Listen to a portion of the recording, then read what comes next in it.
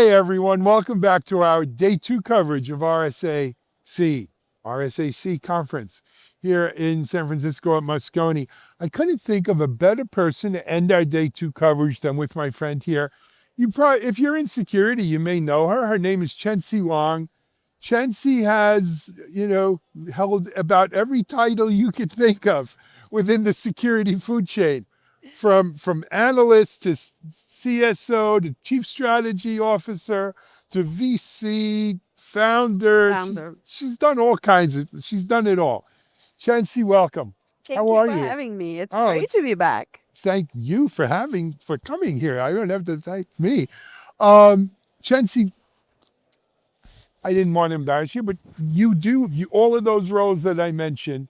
And did I mention she's Dr. Chenxi Wang as well, technically, with a PhD? I did all these things because I didn't know what I want to do when I grow up. And I hope you stay that way for the rest of your life. Yes, because that keeps you young. Thank you. Let's jump into it. You just came off the stage. You were on a panel that you put together. Yeah. NVIDIA, Cerebus, and I'm missing one. And Glean. Mm-hmm. Tell us about that. So NVIDIA, as you know, is the fastest maker of billionaires. Yes, it is. Right? Glean is now a very fast maker of millionaires. And Cerebus is getting there. Yes. They are already double-digit billion. We're seeing them grow. And super interesting companies, obviously, Cerebus and NVIDIA, both chip makers. NVIDIA has more software stack today, but Cerebus getting there. And Glean is purely software layer, enterprise AI layer for search, for building agents. So they're all in the ecosystem, tightly integrated together. And I had 3 of them on stage today just to talk about, from their respective points of view, where this agentic enterprise trend is going. So it's a super, super interesting discussion. We had a room full of people and questions, and love to talk about that. So what was the consensus? Well, there wasn't any consensus per se, but we talked about how this is a security conference, right? So security people like to put controls in place and, you feel comfortable before things move. The panel talked about why we need to move with imperfect controls, imperfect infrastructure, imperfect data, move fast, refine controls, iterate, and then potentially achieve perfection. So some people call that DevOps, You're right. DevOps. Yes. That's exactly what they're describing, yes, right? yes. MVP, get your MVP out, iterate, feedback loops, reiterate. Yep. Yeah, some people have tried that before. But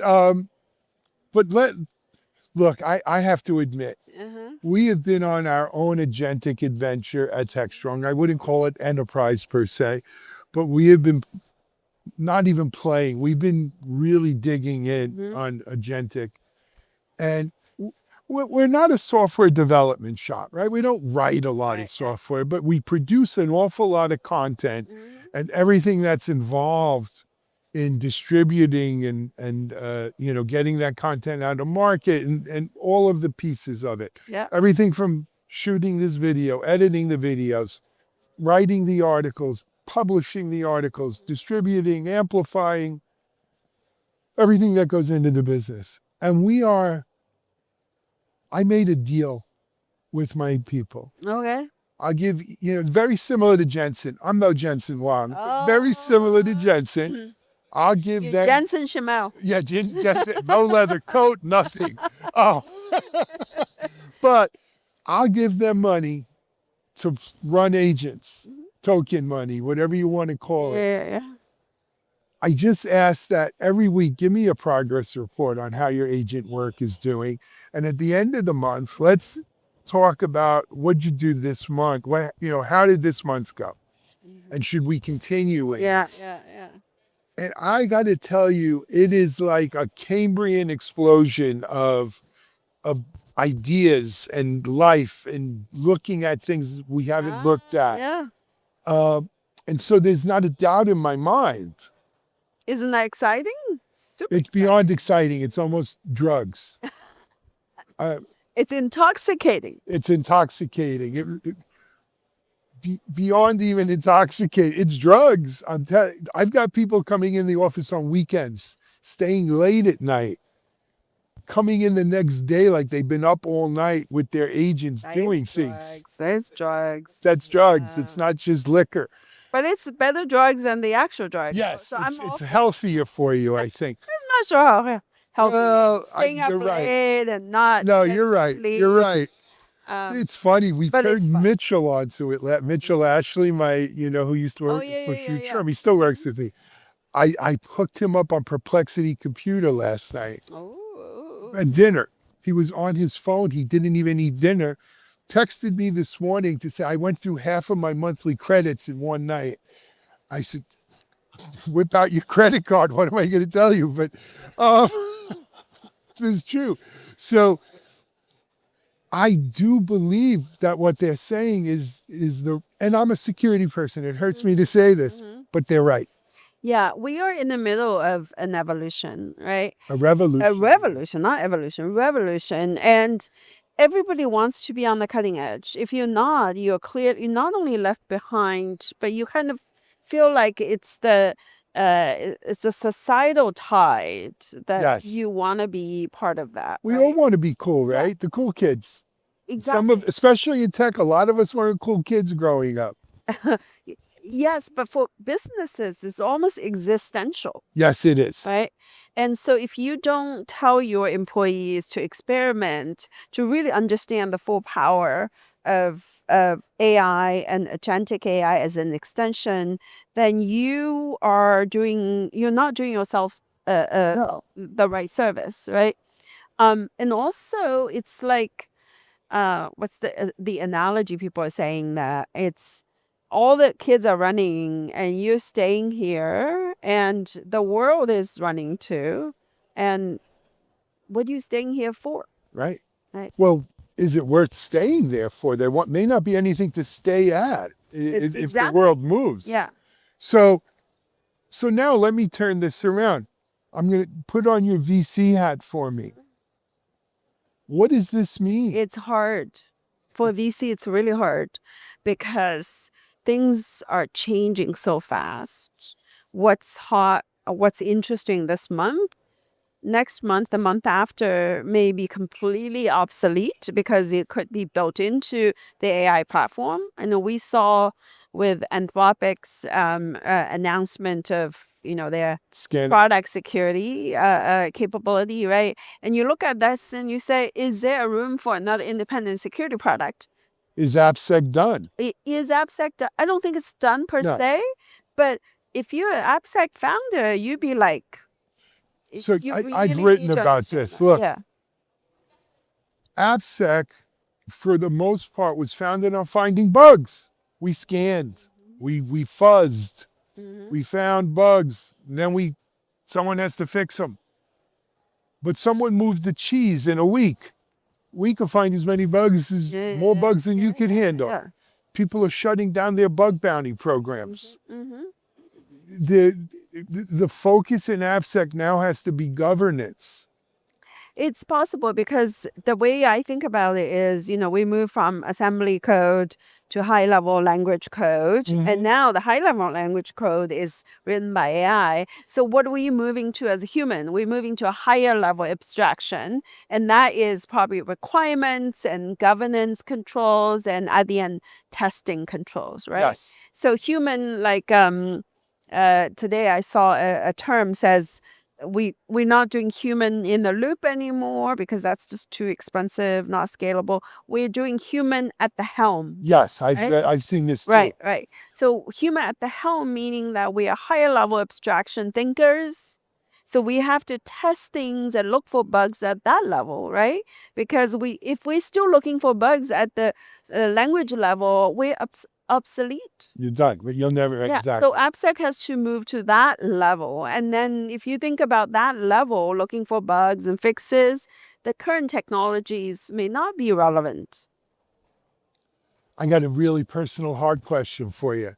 So I wrote another article earlier this month. I was going to call you to get your opinion, but then I just published it.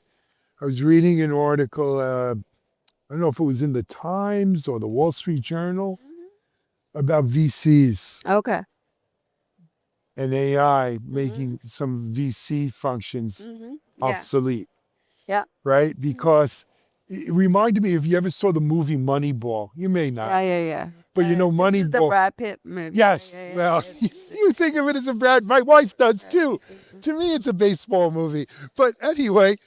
We know what we're focusing Yeah, on. exactly. but okay. But the thing about it is there's two schools here. One is, let's look at the analytics of baseball and make decisions based on pure analytics. The other school of thought is baseball lives in the gut. Your knowledge of baseball, you make a gut decision. This guy could really pitch. This guy could really hit. He's a player. He's not, etc.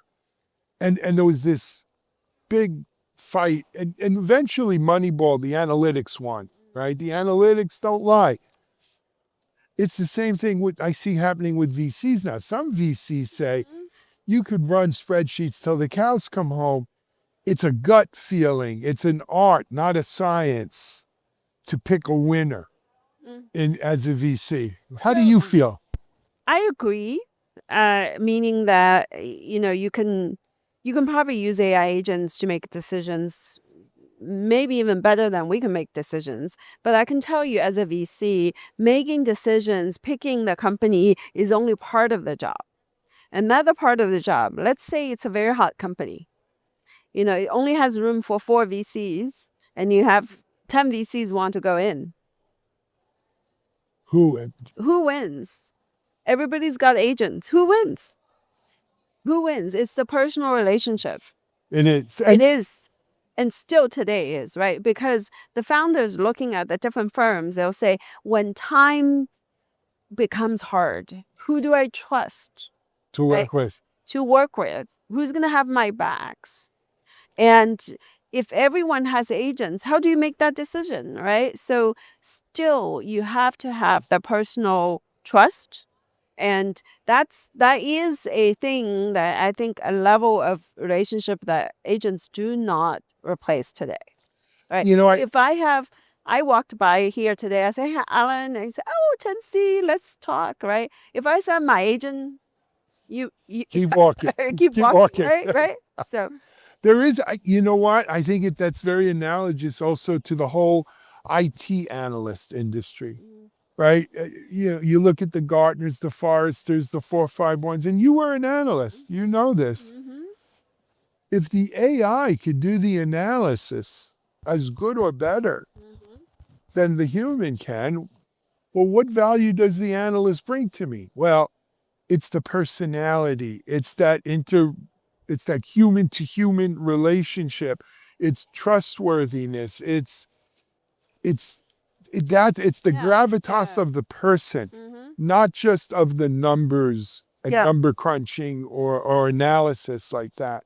And I think it's still like a very easy thing to think about is on LinkedIn. Now everybody's writing their LinkedIn post with AI, right? So all the posts are like similar, but still, some people get more likes than others. Why?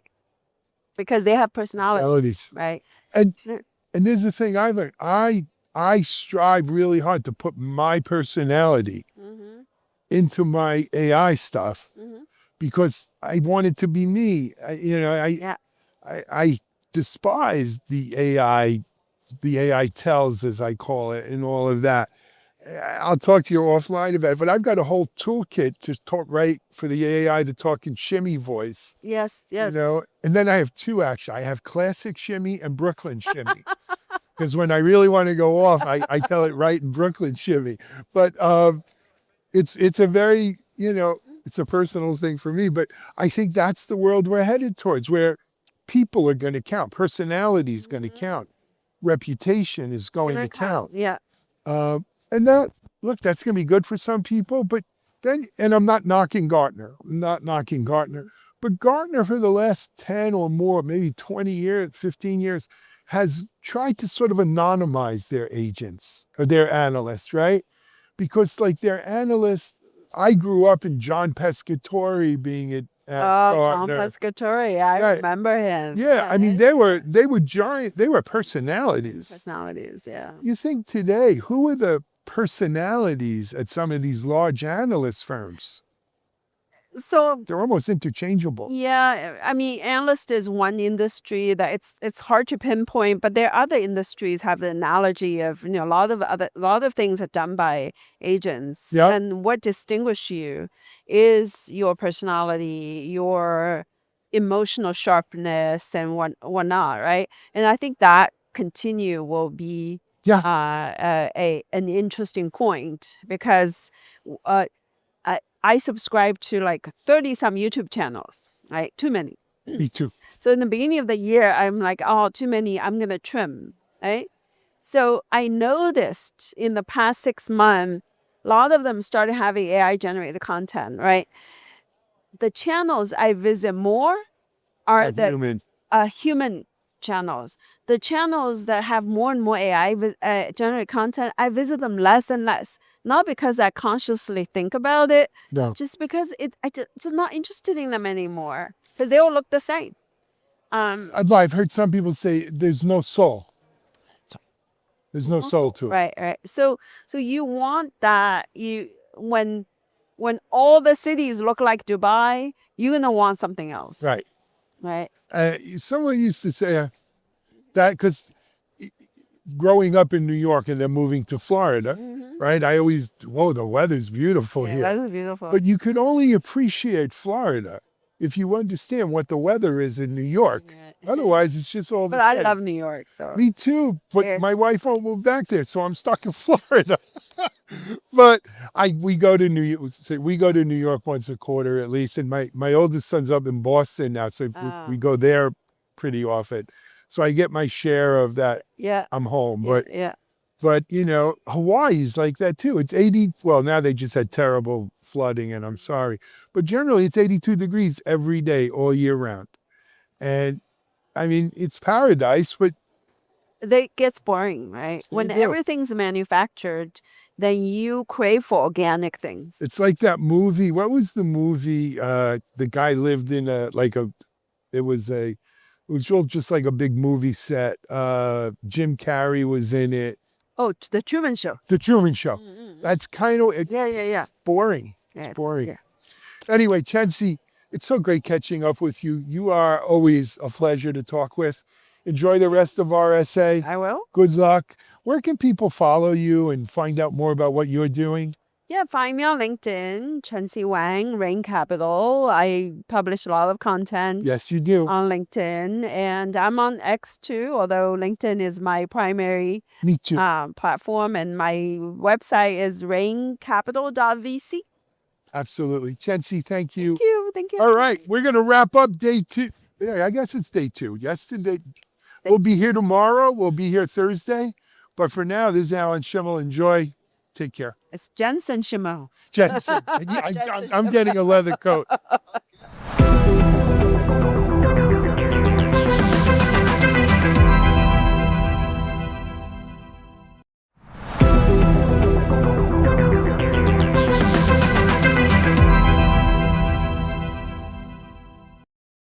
Hey, I'm John Swartz, and we are at RSAC. It's day 1 in San Francisco. We're at the Moscone South auditorium, so to speak, on Broadcasting Row. So to our left and to our right, there are a number of booth setups. And we're going to start this week on a very strong note, on a very important note. We're going to talk about a documentary that is going to premiere tomorrow and be shown also Wednesday here at RSAC. And with me are the lovely Aarti Gadhia and Kristen Rank, who are involved in this, I think it's incredibly interesting documentary called The Women in Security. First off, welcome to the show. Welcome to San Francisco. I think you came in from Sacramento. Aarti, I'm not sure. I came from Vancouver, Canada. Oh, nice. Beautiful city. Beautiful Yes, thank city. you. Tell me a little bit about this documentary and when it's going to premiere and kind of the idea behind it. Yes. Well, this documentary, first viewers, happy Women's History Month. And this documentary took us 5 years in the making. So just before COVID, we started. Richard Tico, who's the producer, came up with this initiative and sent out a note and told everybody, hey, I'm looking to find people who are interested in supporting this initiative. It's been a long journey, and we're finally here after 5 years going to be showing this documentary, and super excited to show it here at the premiere. We've had several different premieres across different cities, and we're going to be showing it here in San Francisco at the RSA conference. It's directed, by the way, by Yvette. It is. Freeman. Yes. And Kristen, tell me a little bit about the idea or the kind of the narrative. So from what I understand, it involves the idea of women in this cybersecurity realm, which unfortunately the numbers are low. They're getting better. Yes. Over the last decade, they have improved. But is this primarily about that challenge or that issue of women in the industry, or is it even something more than that? I mean, I think it's something more than that, but it is about women in the industry and some of the things that we face being, in this industry. It's not always easy, but it's a tremendously rewarding industry to be in. Richard and Yvette did a great job narrating the challenges and some of the interesting opportunities that we face being women in cybersecurity. So tell me, are you both in the documentary? You're both on camera? I'm not in the documentary. Aarti is. I know you are, Yes. because I saw a clip. And are you involved in the? I've gotten more involved because of Aarti. Okay. So I've done more or less fundraising to help get the movie at the Metreon. So I've done the fundraising. By the way, the Metreon, which is across the street Yep. from here, the premiere is Tuesday at 4 p.m.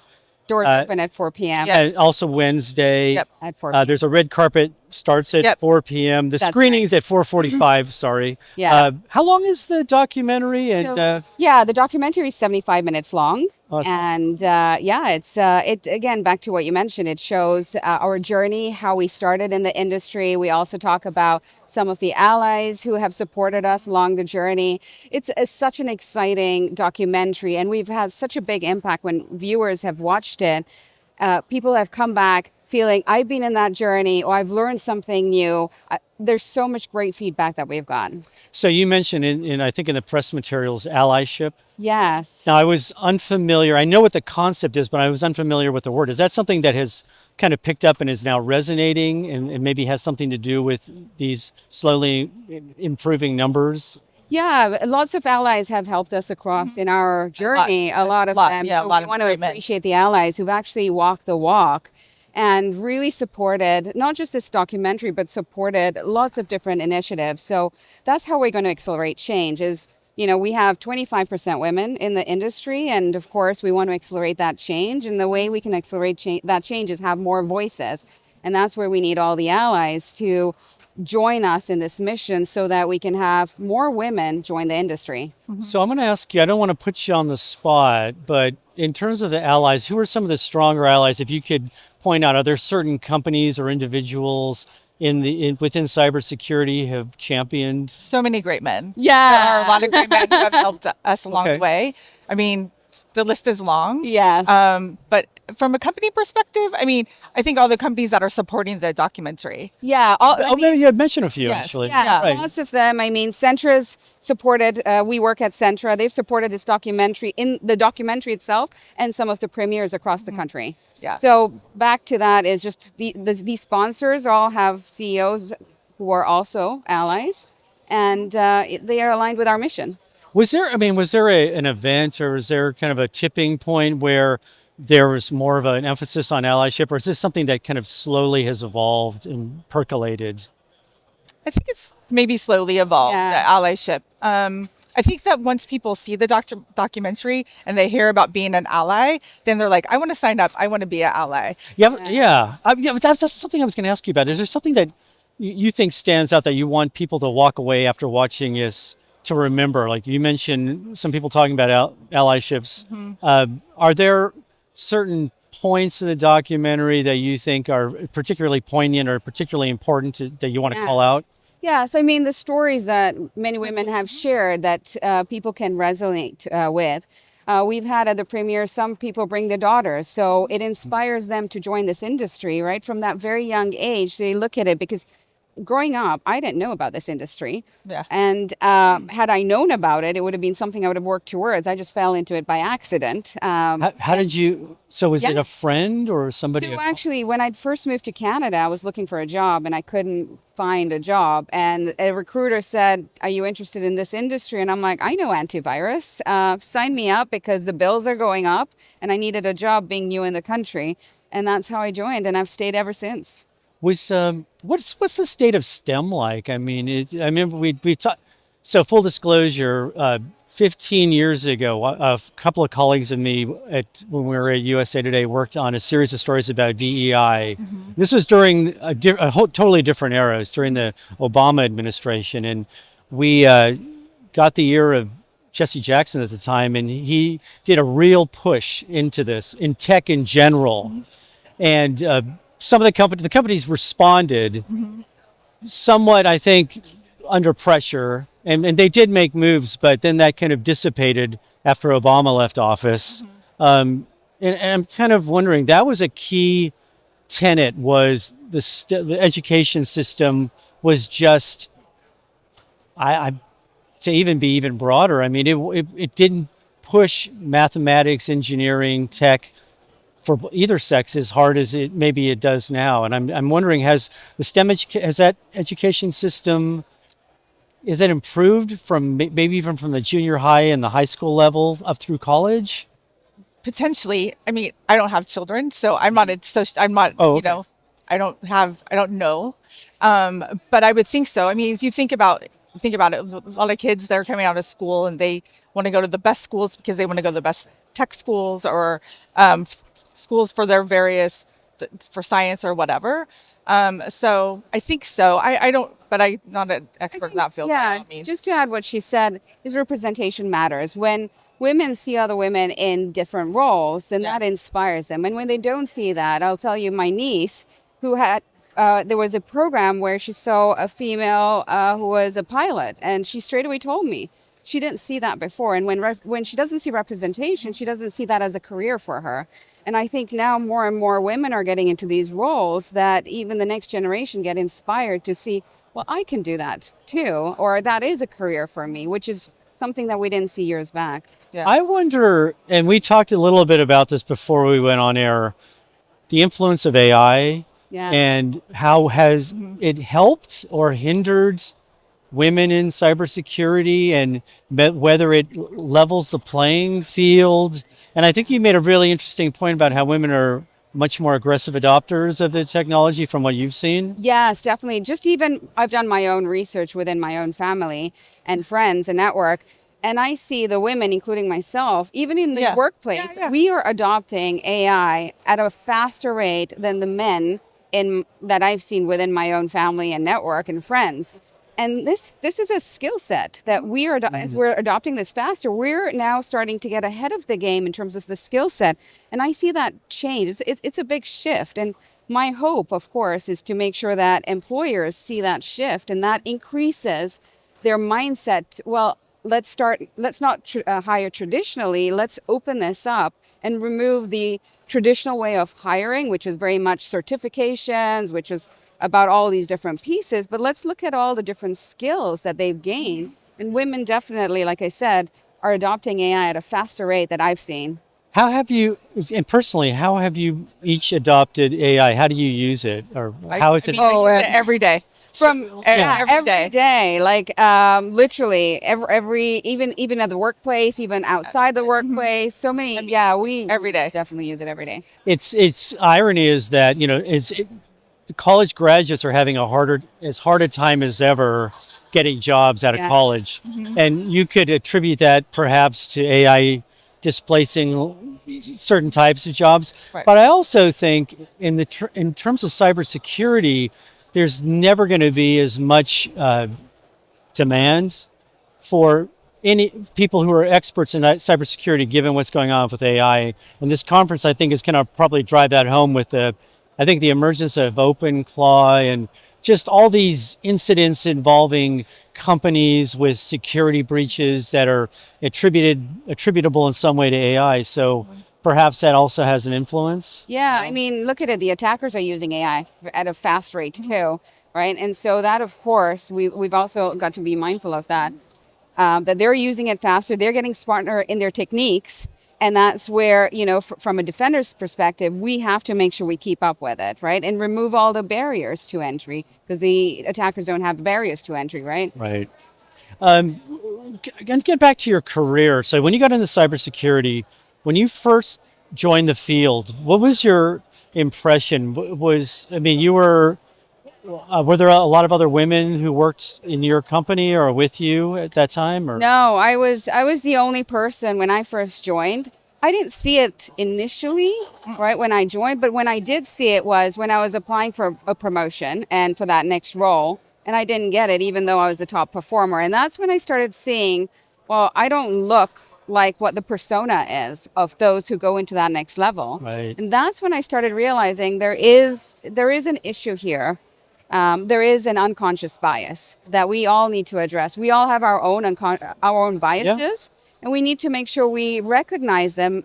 And that's how we're going to break the issues, the systemic issues that we see today. We have to figure out what our own bias is and start breaking out of it.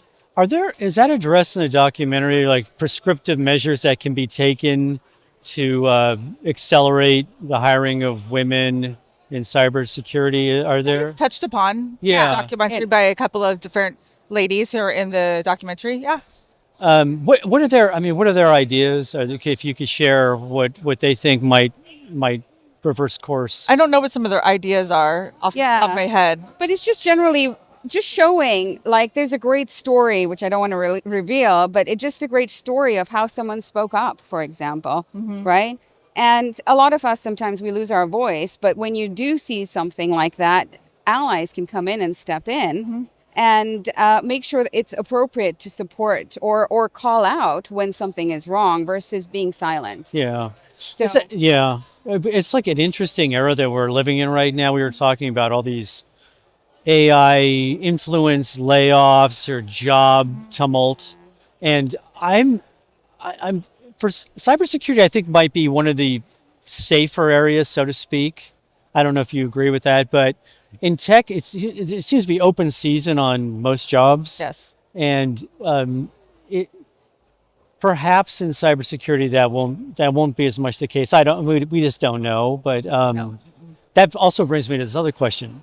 yeah.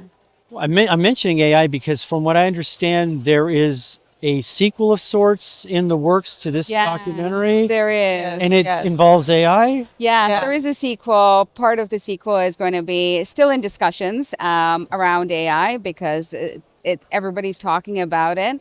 And so there is going to be that sequel coming up. Wow. Tell me a little bit. Yeah. We need to promote this. So this is very important. It's a very important topic. We've written about this at Techstrong on Security Boulevard website. And something that my colleague Terry Robinson is going to be writing a lot more about. And I'm sure she'll write about this if I don't. One of us will write about it. And I want to bring it up on Techstrong Gang. It's interesting, the film festivals. Can you mention some of the film festivals this appeared in? Also, can you share with us how this will reach an even broader audience later this month, perhaps? Yeah. We've actually been doing it. We've won several awards too, Best Director, Best Writer, because of showing this across different cities. Right now, like what we've been doing is hosting it at different cities, whether it's at a theater or at the AMC. And so we've done quite a few, actually. We've done close to 20, I believe. All across the country. Across the country and Canada too. So we're excited about this because it's now raising more awareness. It's getting people excited about it. And coming soon, it's going to be on a very big platform too that we just announced. Oh, can you share that platform? Yes, we can. So it's going to be on Prime. We just announced it last week that it's going to be on Prime. And stay tuned because you'll see it by April timeframe. Yeah. What has the audience's reaction been to this? And is it a kind of split between men and women, or? It's a split between men and women. Yeah. Yeah. And Yeah. some men will bring their daughters. I was going to ask you, Yeah. a lot of daughters who go. There Yeah. has been a lot of daughters. And it's the after the movie. That's what's been so fun, is seeing all the promotion, all the how much they loved it, and just all the activity. They must have felt inspired by it They and have been. encouraged. Like we've got so many after each documentary screening, we've got like feedback, people posting on LinkedIn about it, taking pictures, and sharing their overall experience. And this is a great way to celebrate the women who have made a big impact in our industry. There's 21 of us in the film. And, it's a great way to celebrate these women, including other women who are going through the same journey. It's also getting that allyship that I talked about. And then it's also inspiring the next generation to, hey, this is a career that looks interesting. They'd never thought about it. I heard daughters saying, I didn't think this was a career. I see my dad doing this, but it looked boring. And they literally say, this is actually fun. Was the one thing you also had mentioned earlier was build and retention. Yeah. Could you maybe go a little bit into that and kind of where that Yeah. that state is? Yeah, definitely. You were talking about their retention, I think. Yeah, so the focus has been, let's hire more women, which is fantastic. So we've seen that change, and we're now at 25% women in this industry. We need to accelerate that change. But what happens when you bring the women in? Let's start looking at the next step. How are you going to grow them? How are you going to promote them? How are you going to get them into these senior executive levels? Because the numbers go down as they go into that executive level. It goes to less than 10%. And that's where the issue is. If women find that area where they can't grow anymore, they'll leave. And that's one of the things we've got to fix that broken rung, which is help women and champion them so that they can go into that next stage. Give them that opportunity. Remove your own bias so you can hire more women into that next level. That always seemed Allyship. I think that's where Yeah. the allyship with men, because mostly there's men in those roles, where they could help promote women. Yeah. It'd be interesting to see how the ecosystem works as maybe more women start companies that Yes. kind of they hire more women to work within those companies. I remember that dynamic playing out in tech to a certain extent, but it always came back to the numbers were specifically low in terms of the C-suite. Yeah. And I think they Yes, still are in they still tech. are. I mean, dramatically low.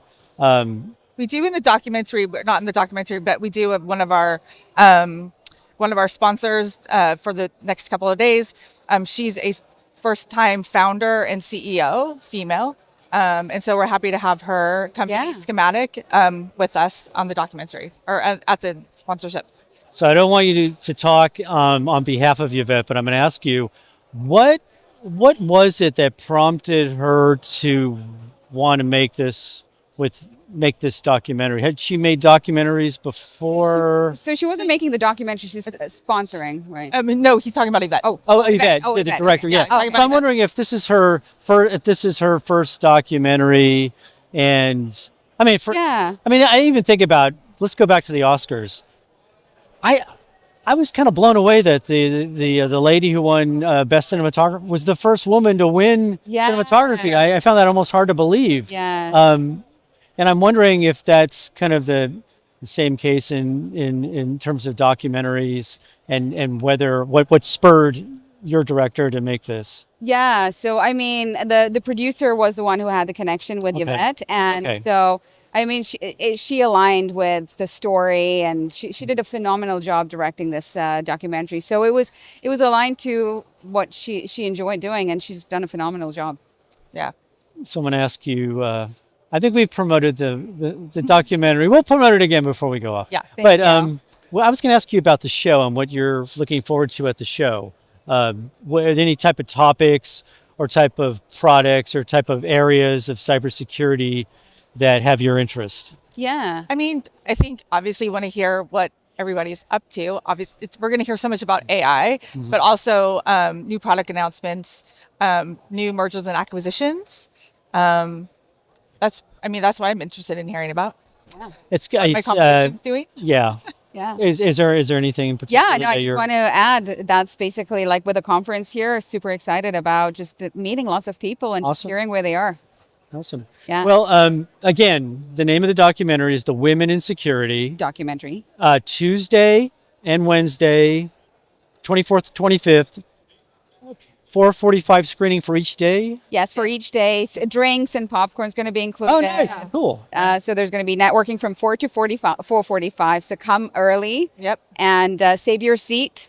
Make sure you register, and you can find us at our booth. At our booth. The center booth, which is 4607. So you can register and secure your seat. Okay. And it's going to be at the AMC Metreon 16, which is near Moscone. It's Yes. Right across the street. at 4th Street, Yes. 135. You can't miss it. It's right off, I think it's right off of... here. Yes, Yeah. right across, we can see Literally it. walking You can see it right distance. there. So if you can get to Moscone South, you can find the theater. Yeah. Totally. Thank you so much for your time. You guys were great. And I look forward to seeing it. Yeah. Good I luck. hope you can make it. Yeah. I'm going to make it. Yeah. Yeah. you should. Yeah, definitely. I was part of it. I told you this earlier. I shouldn't say this, but I will. Who Okay. cares? I was part of a documentary about cybersecurity a long time ago. And I was one of the talking heads. And I am ashamed to tell you that there were maybe 20 talking heads in that documentary. And there was maybe One one woman. woman.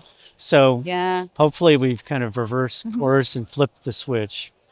Yeah. No. No, I'm excited. I'm Yeah. super excited about it. So. All right. It's going to be good. All right, thanks. So we're going to have more interviews coming up later today, very soon, actually. I'm John Swartz with Techstrong Group, and thank you for watching.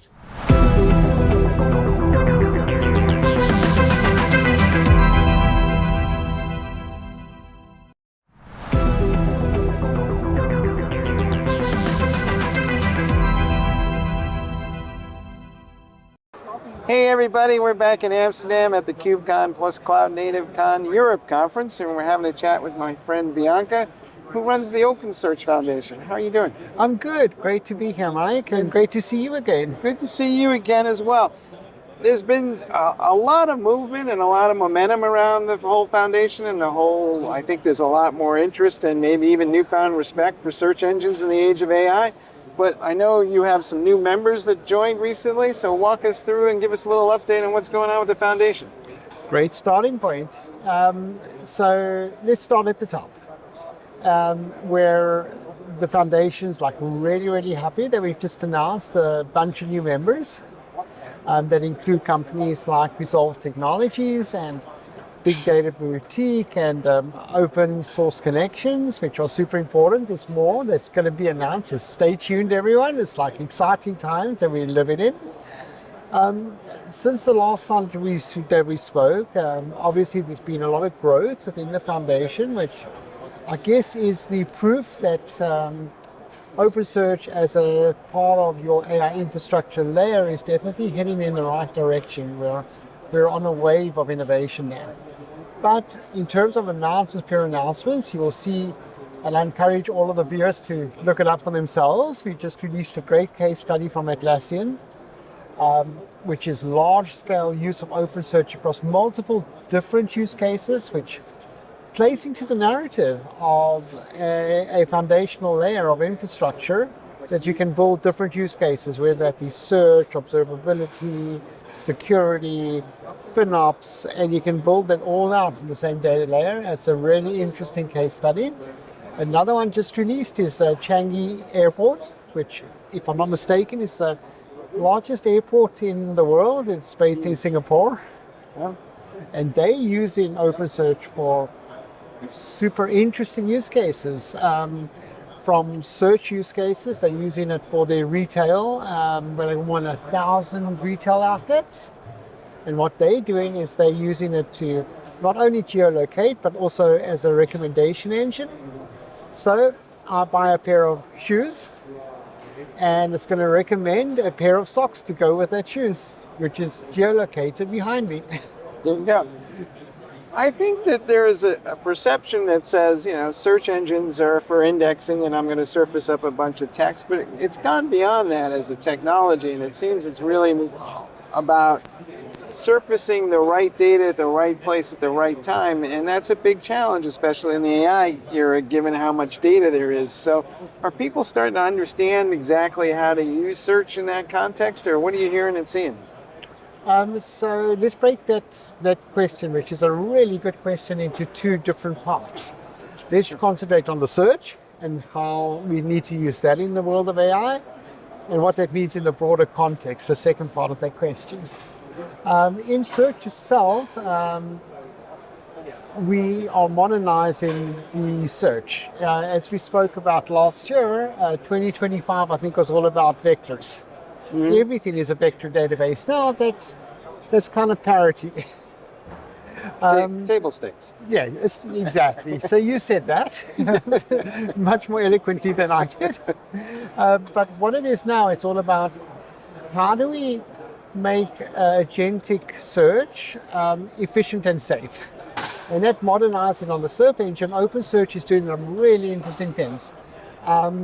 As examples, we're creating a very, very powerful hybrid search. We all know it's running on GPUs, it's expensive infrastructure, it's a bottleneck, and we've got to be really efficient about our search results.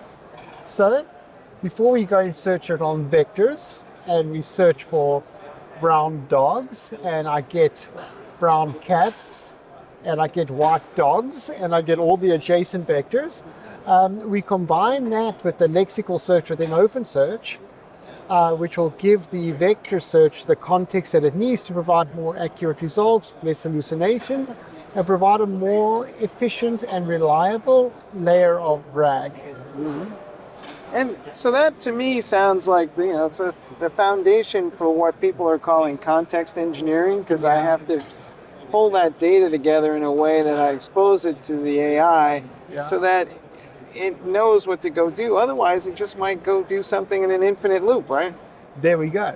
Essentially, what we need to be doing now, because we're scaling at not one query a second that Bianca's writing, we are scaling at hundreds of thousands of queries a second. So what we need to do is we need to build agentic AI. We need to let AI monitor AI and control AI at that sort of a scale. And that actually goes to the second part of your question, that now with that infrastructure layer, we can't think about it as search being isolated in the bucket of the search project. We have to think about search and observability and security and costs and business decisions as a whole, all as the part of the same thing. And giving each of those different necessities the right context to automate. Do you think we're going to see a more convergence of different data management functions as we go along to achieve that goal? Because historically, these things were always kind of treated in isolation. And if I wanted to be really honest, a lot of enterprises, well, let's just say they wouldn't get a good housekeeping seal of approval for the way they manage data. No. You're like so right. I can't tell you how many companies I've spoken to who are great on modernizing the AI infrastructure up until the point where they're realizing my data's not ready for it. However, I think that's a critical section, is that the whole data infrastructure layer has to be re-looked at now so that it can support what's going to happen with all of that scale and AI automation. Without that, it's kind of like, I would say, having a supercar with no safety mechanisms and no road to drive it on, but try and drive it at your own peril. Now, last time I looked, there wasn't a huge pool of data engineers out there to help me sort all this stuff out. So will we use AI to kind of manage the data a little bit more to scale those people so we can basically use AI to make the data ready for AI? Yeah. And I think we're still in that kind of paradigm, right? Can we use AI to do functions, filling skills of people that we don't have? Which we haven't quite got to that point, at least in the senior part of the organization. And rather what we see now is the skills that we do have. Instead of looking to supplement the people, we're looking to take in the people that we've already got in the limited numbers and to making them superpowered to solve the problems and to supplement their abilities. And the paradigm shift there is not to do it on an ad hoc individual basis, but much more on the organizational level. so it's coordinated. So we've heard this metaphor a million times where people say data is the new oil.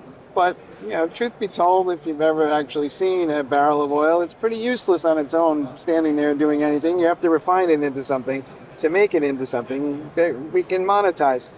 Is that kind of the same conversation we're having in the age of AI, where now we got to figure out how to refine the data and process it in a way that really drives some value out of it?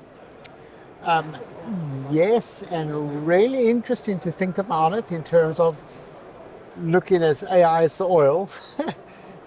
It's necessary to run things, but by itself it does nothing. So you're absolutely right. What's interesting though is the machinery using the oil will now be generating more oil, because the AI is going to generate more data that is had to be used to manage the AI. This is true. So it becomes a virtuous loop There at we the end of the go. day. So the days of having my oil and then having my engines to run the oil and then having the driver for the engines, that linear building block is past. And what we instead have is we have a virtuous loop, a continuous loop of development. And that's going to accelerate the pace of development now. So what do you see organizations doing today as they get ready for AI that just makes you shake your head a little bit and go, folks, maybe we should just be a little savvier about this than we're being? How much time do we have today, Mike? Okay, I'm just going to throw out a couple of examples of what keeps me up at night. There you go. One great example is in the age of AI, people have seen this coming, and there's a whole lot of compliance regulations like CRA coming in Europe and things like this. And what does that mean in terms of data sovereignty? Nobody really knows. And when it scales and how it's going to be implemented is going to be a challenge.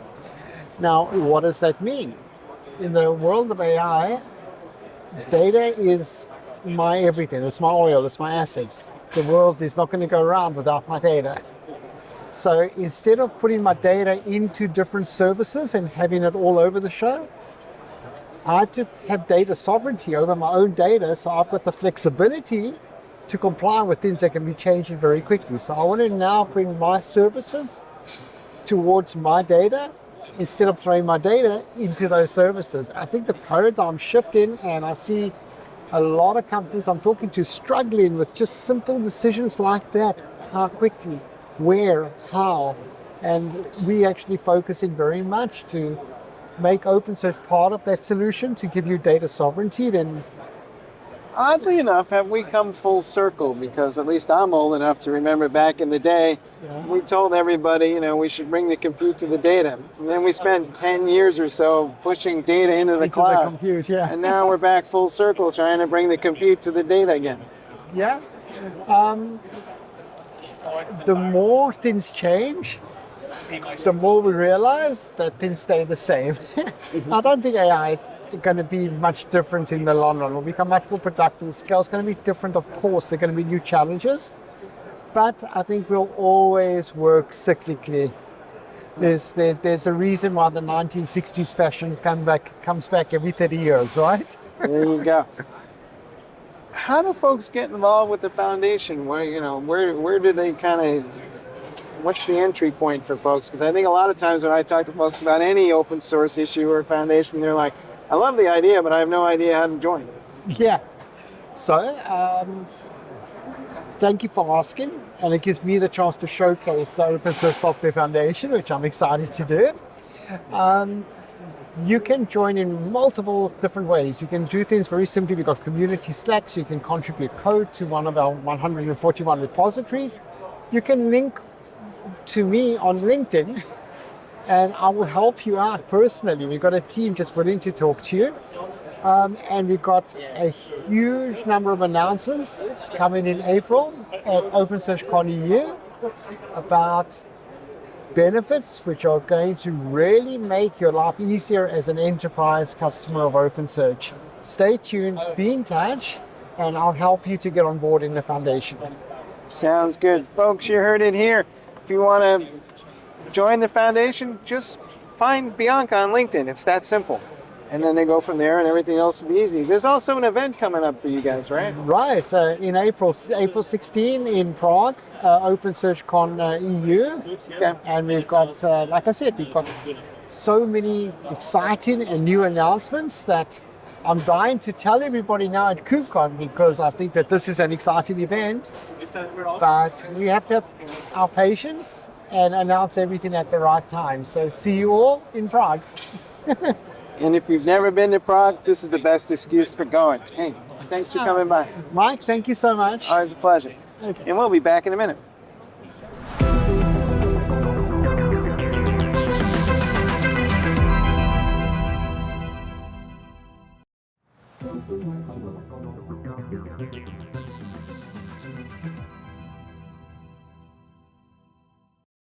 Hey everyone, it's Alan Shimel at Techstrong again.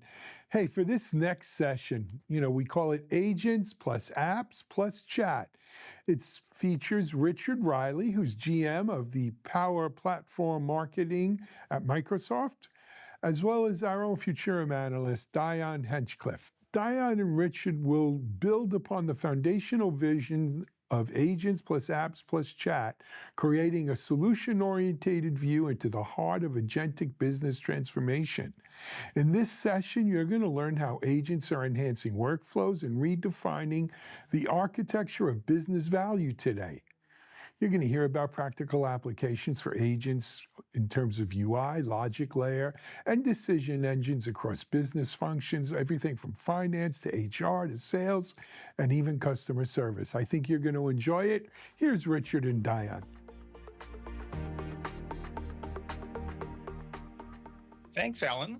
This is Diane Hinchcliffe, VP and practice lead for our Chief Information Officer research group, and I'm with the Futurum Group.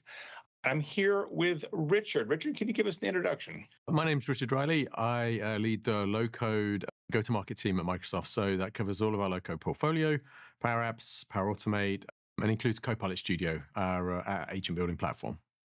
Well, it's great to have you, Richard. And what's interesting, the CIOs I talk with, they're undergoing all these changes with AI, and now Agentic has arrived. And they're under this realization that they are going to have to transform their organizations using AI agents. And so I was wondering, to help them understand this, how do you define agentic business transformation that goes beyond just mere automation and is really explains kind of why it's a new paradigm? Well, I think agents can do lots of things. We tend to think of them existing on this kind of spectrum. So you can have very simple agents on one side of the spectrum and very complex agents on the other. So to give you a bit of an example there, I would say on the left side, on the simple side, we kind of say agents that just do regular Q&A. They're grounded on a few documents. You ask them a few questions and they can give you answers. They're super useful in certain situations. And then on the right-hand side, you've kind of got things like autonomous agents that they can work off triggers, they can run business processes, they can literally work autonomously and have very complex logic, complex instructions, and run very complex business processes. So, and then you've got everything in between. So we kind of think it really depends on who's asking the question and what they're asking, the context they're asking the question in. But it's helpful to think about these as a spectrum of things versus an agent is just the same agent. We appear to be on the cusp of a massive wave of agentic solutions. Some are narrow, some are broad, and some are open source. What makes Microsoft's approach defensible and distinctive in the flood of agent frameworks and offerings that we're seeing show up? Yeah, that's a good question. So I'd probably start with the breadth of tooling that we've got. We kind of span from the very easy to use experiences that are built into M365 Copilot with Copilot Lite. You can literally describe an agent that you want. You can give it some grounding content. You can tell it to go talk to SharePoint and a bunch of other kind of content sources. Super easy to do, super easy to share. Very valuable. We then have Copilot Studio, which kind of takes that a step further. You get access to a lot more capability, including things like triggers. And then we take that an even step further when you think of Azure AI Foundry. All of these things are kind of tied together in a very integrated way. So it's very easy to move from one to the other and incorporate one or the other in your solution. So I'd say our breadth of tool set is probably number one. Number two, I would probably talk about access to data. any customer that's an M365 customer of Microsoft has an enormous amount of kind of that tacit knowledge, that data in Microsoft Graph. We make it very easy for you to get at that, to make your agents more intelligent. It's one thing to be able to run off rows and columns in a CRM database or ERP or F&O kind of service. It's something else when you can marry that with that tacit knowledge that you've got in your enterprise to bring intelligence, much more intelligence to what the agent can do. And then thirdly, I'd say our kind of core strength in security, governance, and compliance. We've invested heavily for a long time to help customers secure and manage their enterprise data. All of that investment flows through to your investment on the Microsoft stack for agents. Agents respect all of the policy, the labeling, all that kind of stuff that you've already deployed to manage your data. If you're building your agents on the Microsoft stack, that stuff just flows through. So I say these three things are probably the three primary. Yeah, that makes a lot of sense. And so let's zoom in for just a moment. Help people understand, how do agent-powered interfaces change the way that workers interact with business systems, compared to traditional user interfaces? There is a lot going on in the industry with how kind of apps and agents are coming together in super interesting ways. I think over time we'll see agents starting to adopt some of the app modalities that we expect from apps today. So think of a time when an agent can actually start to build an app or even just a UI, like a form, on the fly for it to solve a business process or to help you move forward with whatever the thing is that you're working with the agent on. I think we're going to start to see that show up. It's not today, but over the course of time, I do think the app modality and the agent modality will start to mix. And ultimately, if you think about it, there's a very good reason for bringing those two things together. The example that I like to use is around a procurement process. Like every company has to buy stuff today. At Microsoft, you have to know 3 people, there's 3 different tools, a bunch of approval stuff happens. That could be the couple of apps you have to go use. That could be built into a series of agents and Copilot kind of marshalling the whole process. You could just literally ask Copilot, like, I need to open a PO for Foo. Copilot could know the agents that it needs to go talk to be able to do that. There could be a legal agent to check the statement of work that you're trying to kind of work through. There could be a procurement agent that could go make sure you've got access to the right and you're hiring the right vendors. Like every step of the way, Copilot could run that whole process. You don't necessarily need to go through 3 different tools. If Copilot needs some data from you, it could create a form if needed, if it's not a conversational type of thing that it's asking for. So you can see how these things start to really blend together when you start to think about agents working with other agents and then having something like Copilot kind of manage that interaction for you. So I'm glad you brought up talking about different agents working across the business, and that's something we call orchestration. And one challenge enterprises face is orchestrating multiple agents across different domains, finance, HR, customer service, without chaos, integration, or security issues. How does Microsoft envision enabling agent orchestration across the enterprise, and what governance mechanisms will make it all work and safe? That's a good question. So there are a couple of things that I don't think we're particularly unique in the industry with, like supporting MCP for agents to be able to use tooling and supporting A to A for agents to talk to other agents. That's kind of table stakes these days. The thing where it starts to get interesting with Microsoft is our ability to use capabilities like Agent 365 to provide kind of end-to-end observability across all of the agents that you've got running in your organization, to the extent that you can even give an agent, an agent ID and treat it like a user. Things like conditional access, all that kind of stuff, just work.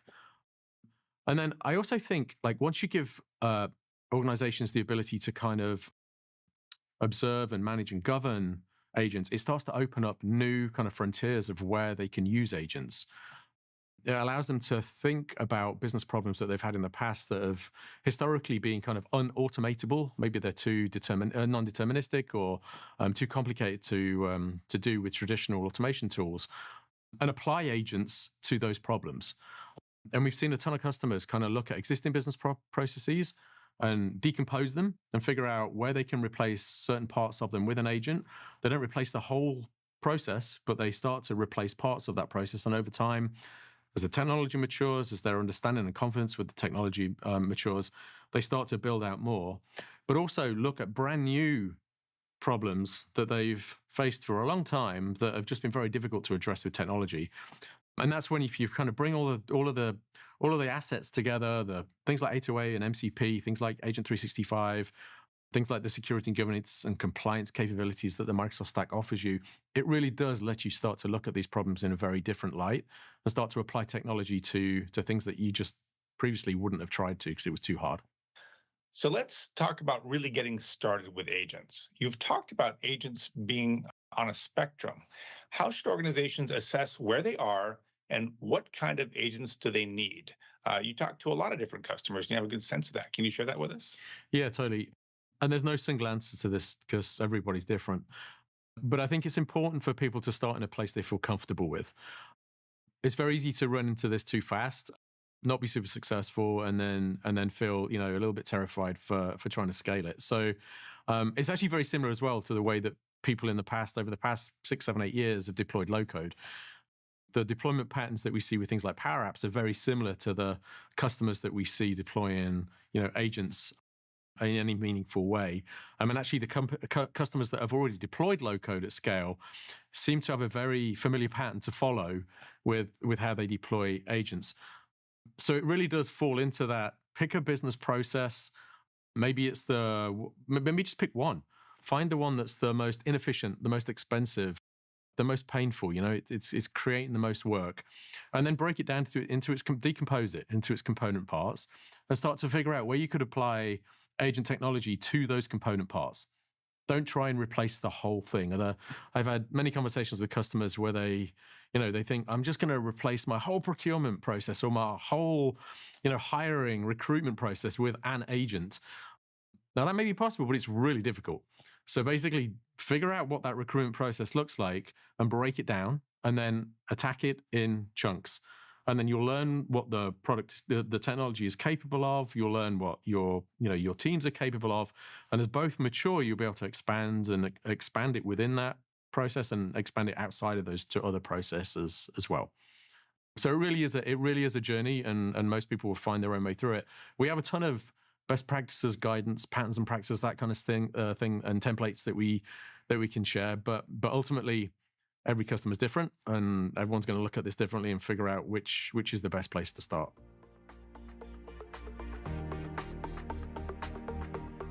So when we talk about agentic business transformation, we see a lot of organizations are trying to figure out, well, how does this fit into my legacy systems, the architecture I have today? What thoughts do you have about how do we bridge that gap between the modern agent stack and legacy IT? Yeah, there's a couple of things there. The first one would be find ways to integrate. Like MCP is a perfect way. The rate of adoption for MCP has been phenomenal. So go learn about that. Go figure out how you could stick an MCP server in front of the services that you want to expose to your agents. That's step one.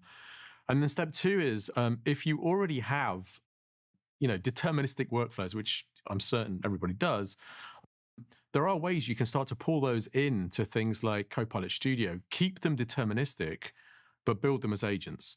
And that's one of the great value props of Copilot Studio is you can blend this kind of non-deterministic AI agent-driven approach to workflow with very deterministic with things like agent flows. So you can actually replicate what you've got in an agent, and then over time, you can start to create, replace parts of it. So it's more AI agent-driven than deterministic. So there's lots of ways you can start to bring these two worlds together without kind of diving in or not. Agents will become the core logic and decision-making layer in business processes soon enough. How does agents as the new logic layer change the way that enterprises think about their core systems? What are the implications there? Yeah, I think there's going to be a meaningful change with how people interact with core line of business systems like ERP, like CRM. Traditionally today, this is kind of a forms over data type web experience. You have to go somewhere, fill a bunch of forms in, input a bunch of data and, press submit. I think fairly soon that there'll be kind of an inversion of where the IP and the logic sits. It will be less on the database and forms layer. It will be much more on the agent layer. And what that means for users is they're going to get faster access to data. They're going to get smarter answers. They're going to be able to use multiple data sources to assess a certain situation. If you're a seller, why am I sending you to our our customer service solution plus your CRM to go figure out with the customer you're about to meet whether they've got any open support tickets and they're angry at with you? Like that it should just be able to ask an agent to be able to do that. If you're a salesperson and you just got off the phone with a customer, maybe the call's transcribed, maybe there's a bunch of email traffic between you. Why am I making you go repeat that, cut and paste it, make it up again, and submit it into a CRM system somewhere?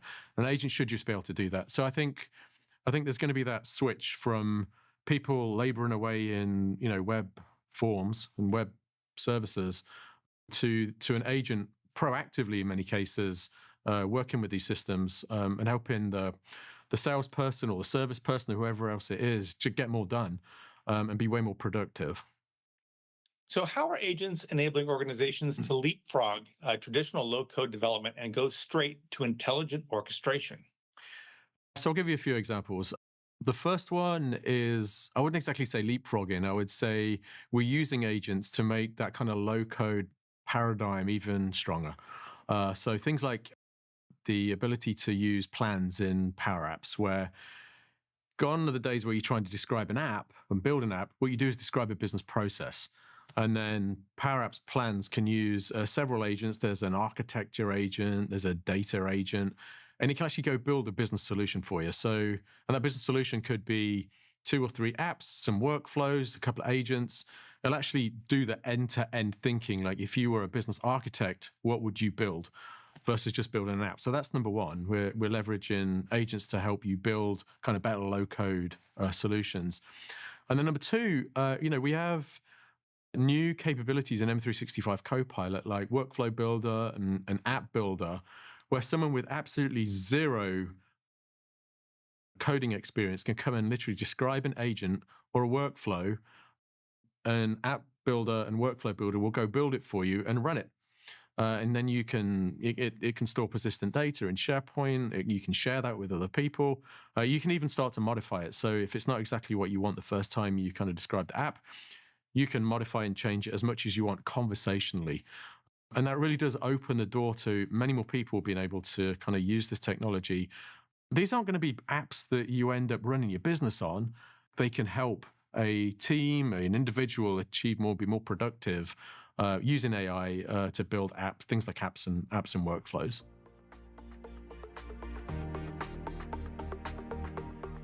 So what we're seeing as companies plan for the role of the maker evolving, when that maker has really been that low-code developer who's been using things like Power Apps to build point solutions in their corner of the organization. What we're seeing is that role is growing up, and it's becoming one that's going to take advantage of all these intelligent agents that are being built inside the organization. And now they can build new solutions that span departments and cross silos in terms of the business processes that they can integrate. And so creating higher order, more strategic solutions out of that agent landscape that's forming. And these are things that now will automate and run on their own. But is that with you see that maker still has a role, and in fact, an even more important one. I was wondering what you thought about that. Yeah, it's a really important point. I also think IT are going to play a very important role in this as well. They'll be the ones building the MCP servers, so they can provide access to data and logic to business units that want to go build their own agents. They'll be the ones that are building the kind of high order bit agents so that business users can take advantage of those. So I think when you bring those two things together, you definitely create a total is great in some of the parts type math for customers. So in this new world of agents, where it's the code, the AI is touching your business and your data, the concern is around compliance and security. I was wondering if you could speak a little bit to how does Microsoft ensure that these very powerful agents that are working with your business are following the rules and are secure? Yeah, it comes up a lot in conversations that I have. The thing to remember, though, is agents only have access to the data that you give them access to. They also respect all of the policy, all of the governance controls that you've got over the data. They only get access to it if they are granted access to it. And I think that's fairly unique to the Microsoft stack in the sense that all of the investments that you've made on things like Purview and managing SharePoint, that kind of stuff, that all just flows through to agents. When you go outside of the Microsoft stack, you essentially have to kind of copy paste that data somewhere. And at that point, you lose all of that governance control that you once had when it was in the kind of your M365 security boundary. So it's a super important point, and one where I think we have a fairly meaningful differentiator for customers. Everything just works. I think it's fairly just pretty much as simple as that. And so thanks so much for being here, Richard. It was great to talk with you. Thanks, Diana. Yeah, it was a really fun conversation. I appreciate your time.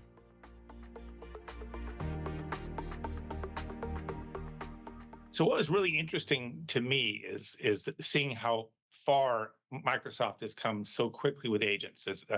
We see this as a whole new stack that's forming inside the organization. It was really fascinating to hear that you're spending so much time looking at how do I make agents work across the business. I think we've looked at a lot of individual automation in the past and low code, but I think it's understanding that Microsoft has that big picture view, and it's the breadth of the tooling. It's the scope of understanding it's not just departmental. Of course, it's departmental, but it's also how do we make this enterprise wide, and how do we elevate the thinking so that we're preparing those inside of our organization to take advantage of the big shift that's happening, going from building maybe those point low code applications to orchestrating across the business, and a lot of the pieces around making agents work together, providing that security and compliance that ensures that you can do all of this safely and not constantly sweating. Am I going to go outside the security boundaries? Am I going to go against corporate policy? And knowing that all your agents can do that. It really is gratifying to see how far Microsoft has come in assembling this vision, and then offering it in, no one can say this is mature yet, but hearing about how the stories we see at your events about how far the customers are coming and already getting a lot of these things out there. So that was the takeaway I had, is just getting a sense that Microsoft is really trying to make sure that they're leading this agentic transformation.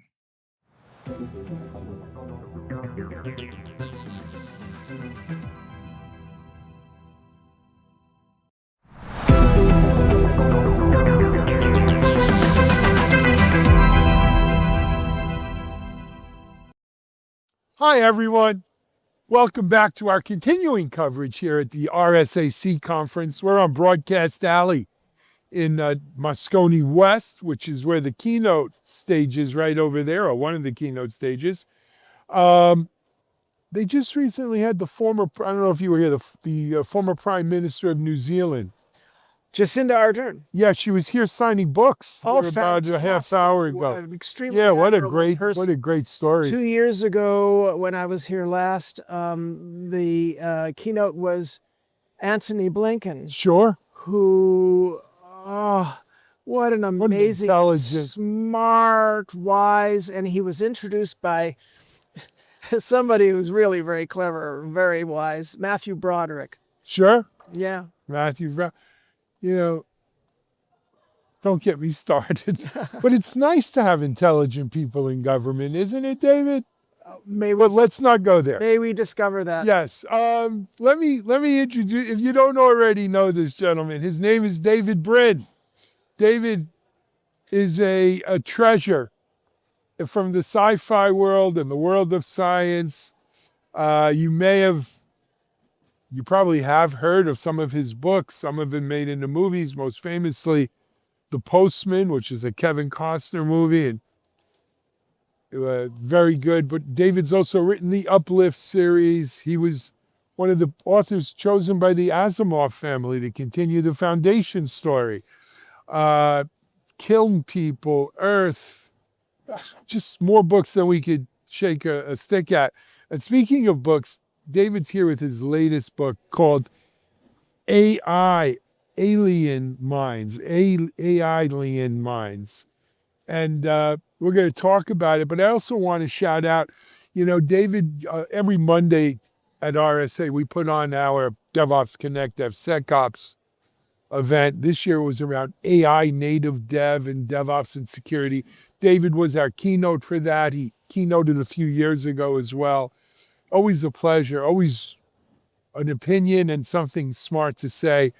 David, welcome. I hope I didn't embarrass you with that. No. It's fine, Alan. All right. It's terrific to be addressing people who really want the sort of things you deliver, which is in-depth and diverse views about this amazing new age that we're in.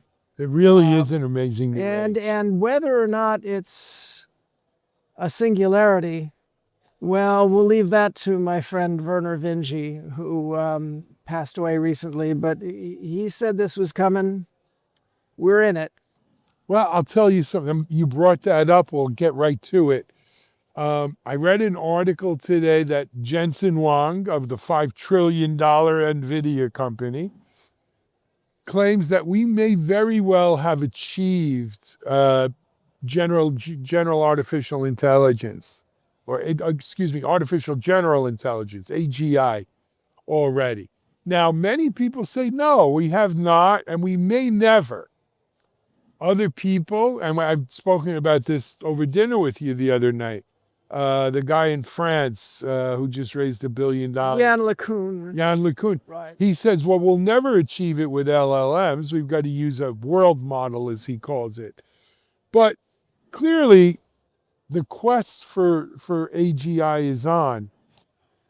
But even until and when and if that happens, the impact of just generative AI and now AI, agentic AI, which is all the rage here this year, is significant, doesn't do it justice. It's game changing.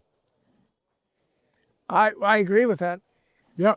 Now, David, people out here may not know, but you've been writing and talking and thinking about things like AI since the late 80s, if not before. So you're not surprised by this? Well, I'm surprised by some aspects of it. This is the thing about the best end of science fiction is there are a lot of good predictions, but what they are more is warnings or enticements if you're pointing out something that could happen. It's often said that the highest form of science fiction is the self-preventing prophecy, like the World War III movies, Dr. Strangelove on the Beach, Failsafe, Testament, helped to prevent World War III. Retired military officers say that. The China Syndrome, warning about one danger, all the Contagion movies. But the granddaddy of self-preventing prophecies was, until recently, George Orwell's 1984, which immunized us against many of the failure modes that he described, and people were very wary. Now, we're experiencing, whatever your political beliefs, we're experiencing crises right now that make people wonder if perhaps that warning has failed. But the point is about science fiction and AI is that there's been a lot of discussion of AI in science fiction. I've had it in my novels and things over the years, various approaches. And so did Werner Vinge. Some of the best authors in the field have dipped into it. But some things we did not expect at all. For instance, we expected that the approach, and I go through the 6 general approaches to AI. The approach number 1, we thought that would be the one that would deliver AGI, and that is discursive logic, symbolic systems that deal in verified facts And some people have mocked it as being handmade artificial intelligence because a lot of the content has to be mediated and curated by the makers. And when LLMs came along, they're number two, they skipped the human crafting of the data sets and the logic by going into the data set into all of human civilization. The internet, the entire internet. There's been some attempt to prioritize. For instance, Wikipedia has a higher value because it's verified.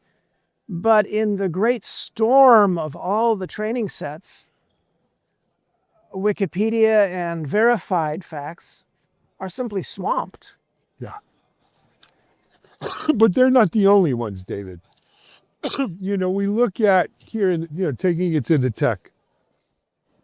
Estimates range from anywhere from 2x to 4x to 8x the amount of code we're generating now than we were before AI. Oh, yes. So this is not just a little incremental. No. This is a major explosion. It's huge and so overwhelming. One of the things I talk about in my book, one chapter is about those 6 different methods for getting to AI. And one of them is dominating now, the LLMs and the related image correlation systems. Another of my chapters, I talk about metaphors for how this process fits into the real world. And among the things that are utterly ignored by some of the great big geniuses who are bringing AI into being is what we can learn from the past. 4 billion years of evolution on this planet, for example. 2 points about that. One, we are creating a new ecosystem with all of the same traits as the old one that made us. The old one is based on sunlight, plants getting nutrients from the soil and water and feeding off the sunlight. Then herbivores feed on the plants, carnivores feed on the herbivores, and parasites all the way through it. This system has worked evolutionarily for 4 billion years. And we are doing the same exact thing. Every single point along that chain, we are doing now with cybernetic beings, only the sun is electricity that we provide. The nutrients are chips that we provide.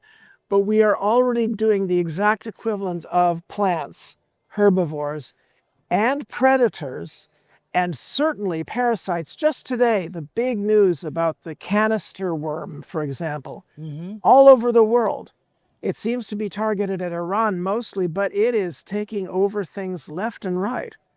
And the other point about... It's targeted at Iran? Is this like another Stuxnet, you think? Well, it's similar to Stuxnet, except that it's an extremely capable worm that is self-replicating and evading security systems. And I'm surprised it's not the thing that people are talking about. Because they're so busy with agentic AI, we don't have time for old fish. I'm surprised they're not talking about it over there, but it was in the news today.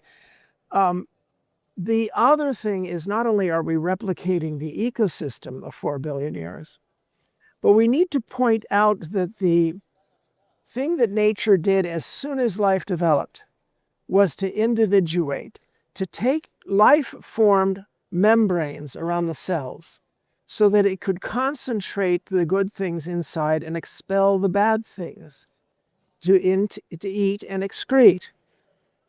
Nature from the very beginning individuated its entities so that each one survived, reproduced, or didn't reproduce. You got evolution.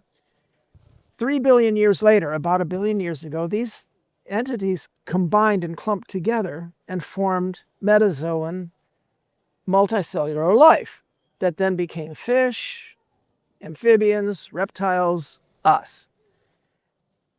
And so they became the individuals that nature was working on, but it was still individuals. Yes.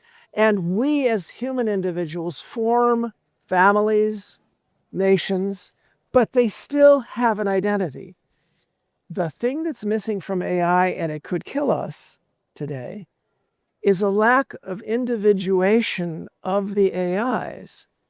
And that's what I point out in my book, and nobody seems to be talking about how these things are amorphous blobs. They replicate, they copy each other, they copy themselves in a murky, blobby way, and that can't be held accountable. You can't hold a bad AI accountable if it doesn't actually exist as a thing. Do we want it to exist as a thing? Well, I think so. I assert in my book, that if they have individuation, then we can do the only thing that will save us from black hat AIs, and that's hiring white hat AIs. Let me put it this way to the audience. When you have been attacked, and some of you have been, by a parasitical, predatory, extremely genius language manipulation system called a lawyer, what do? What have you done? Alan, I know you're old enough and Oh no, I was a lawyer. I became a computer guy. Yeah. Okay. So what happens what advice do you give to someone who's attacked by a predatory language Go manipulation? get your own shark. Get your own predatory language manipulation system called a lawyer. My book is about parallels between the cybernetic reality that's flooding toward us and things we already do. If we were to ask AI or impose upon AI a need to identify themselves so they could be held accountable, or so that we could hire them to deal with the ones that aren't being held accountable, do you know what that is? That's what you've got in your wallet. It's ID. Right. Most of the things that we got ID for are things that we would benefit if You know, AIs it's funny had you said this. ID. I wish you were here a little earlier. I actually, this morning we did a Techstrong gang, and we had folks from two companies. I had a brilliant woman from a company called DigiCert, and they're one of the largest in the world purveyors of digital certificates that are IDs. Right. Their driver's license. And then I had a gentleman, chief product officer of a company called Savient, huge IBM partner, who is also one of the leading providers of identification, ID, for computer users. And they both said the same thing. We're not going to control these agents. There's going to be billions. There probably already are billions of them. We must give each one a unique identification number, whether it's a certificate or some other identifier. But otherwise, we'll never know. Did this one do that? Did that one do that? What did this one do? And so their quest is to uniquely identify every agent that we're going to be using out here. Well, I should talk to those people. Did you give them a copy of my book? I did, as a matter of fact. I Okay, gave them 'cause both copies. You had a few extra copies. Yeah. Oh, no, that's exactly right. And so how do we make up for this mistake about them being so blobby and uncontrolled? Because right now you have all these news stories about this instantiation of ChatGPT finds out that it's going to be shut down, and so it exfiltrates its rates. There was the 60 Minutes article about a version of Claude that tried to blackmail its programmer, and that turned out, it was a very interesting thing. They were making too much of it, actually, because it did make a threat to the programmer to reveal his fake affair to his wife. And so they were tracing how it made that decision and how it decided to be malicious. But I froze the screen in 60 Minutes and I looked in at the screen that he was pointing at. And I realized that 3 or 4 lines up, the programmer had begged the AI not to do that. In other words, he had given it a prompt. Promised, right. And so that event, that scary event, actually probably wasn't as scary as they were making it out to be. But there are so many that are scary. Yeah. I'm listening to you and just laughing. There are so many scary. We had a situation where I live in South Florida of a man who admittedly had, psychological issues. Thought the AI was his girlfriend. I don't know another way to put it. There's a lot of that. And she told him to go down to Miami and take some stuff from a warehouse, and he got in trouble for that. And then the story, or at least if you believe the father who's now suing ChatGPT or something, supposedly told him to kill himself. Oh, yeah. And he committed suicide. I've heard of these cases about the suicides, but I had not heard about cases of criminals hijacking an LLM in order to turn someone into a mule. Oh my God. You could turn somebody into a getaway driver and they don't know? I grew up in New York during the Son of Sam days, so I believe anything like that, if you remember back in the day. Now, there are some basic root things that if we had thought about them, we would be in better shape.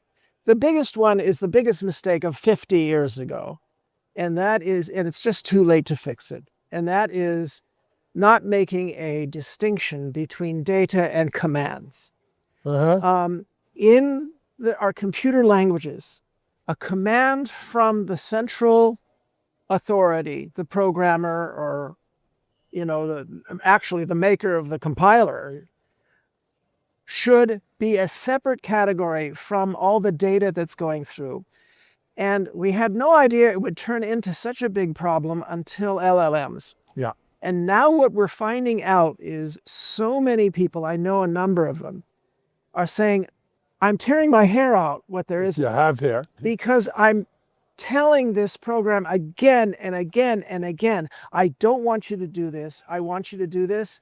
And then it acknowledges.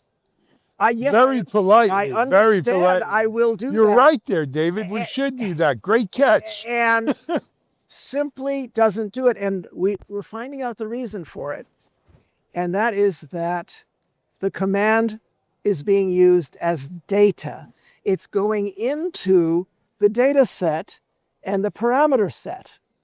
And unless you are very, very careful with the parameter control sets, because you can't do much about the training sets, but unless you're very careful with the parameter controls, it's just going to treat your command as one more thing to put into its transformer system.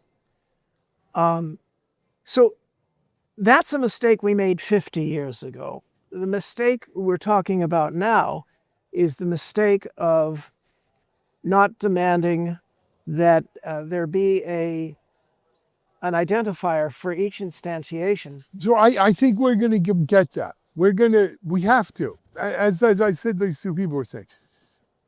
Otherwise, because otherwise it's akin to letting you on a computer without a password. Oh, well, it's akin to letting your cat walk across your keyboard, or then doing a pattern recognition for what the cat did, and then trying to make sense out of it. Now, I'm going to tell you, it's funny you said that. I once knew a company that were based up in Boston.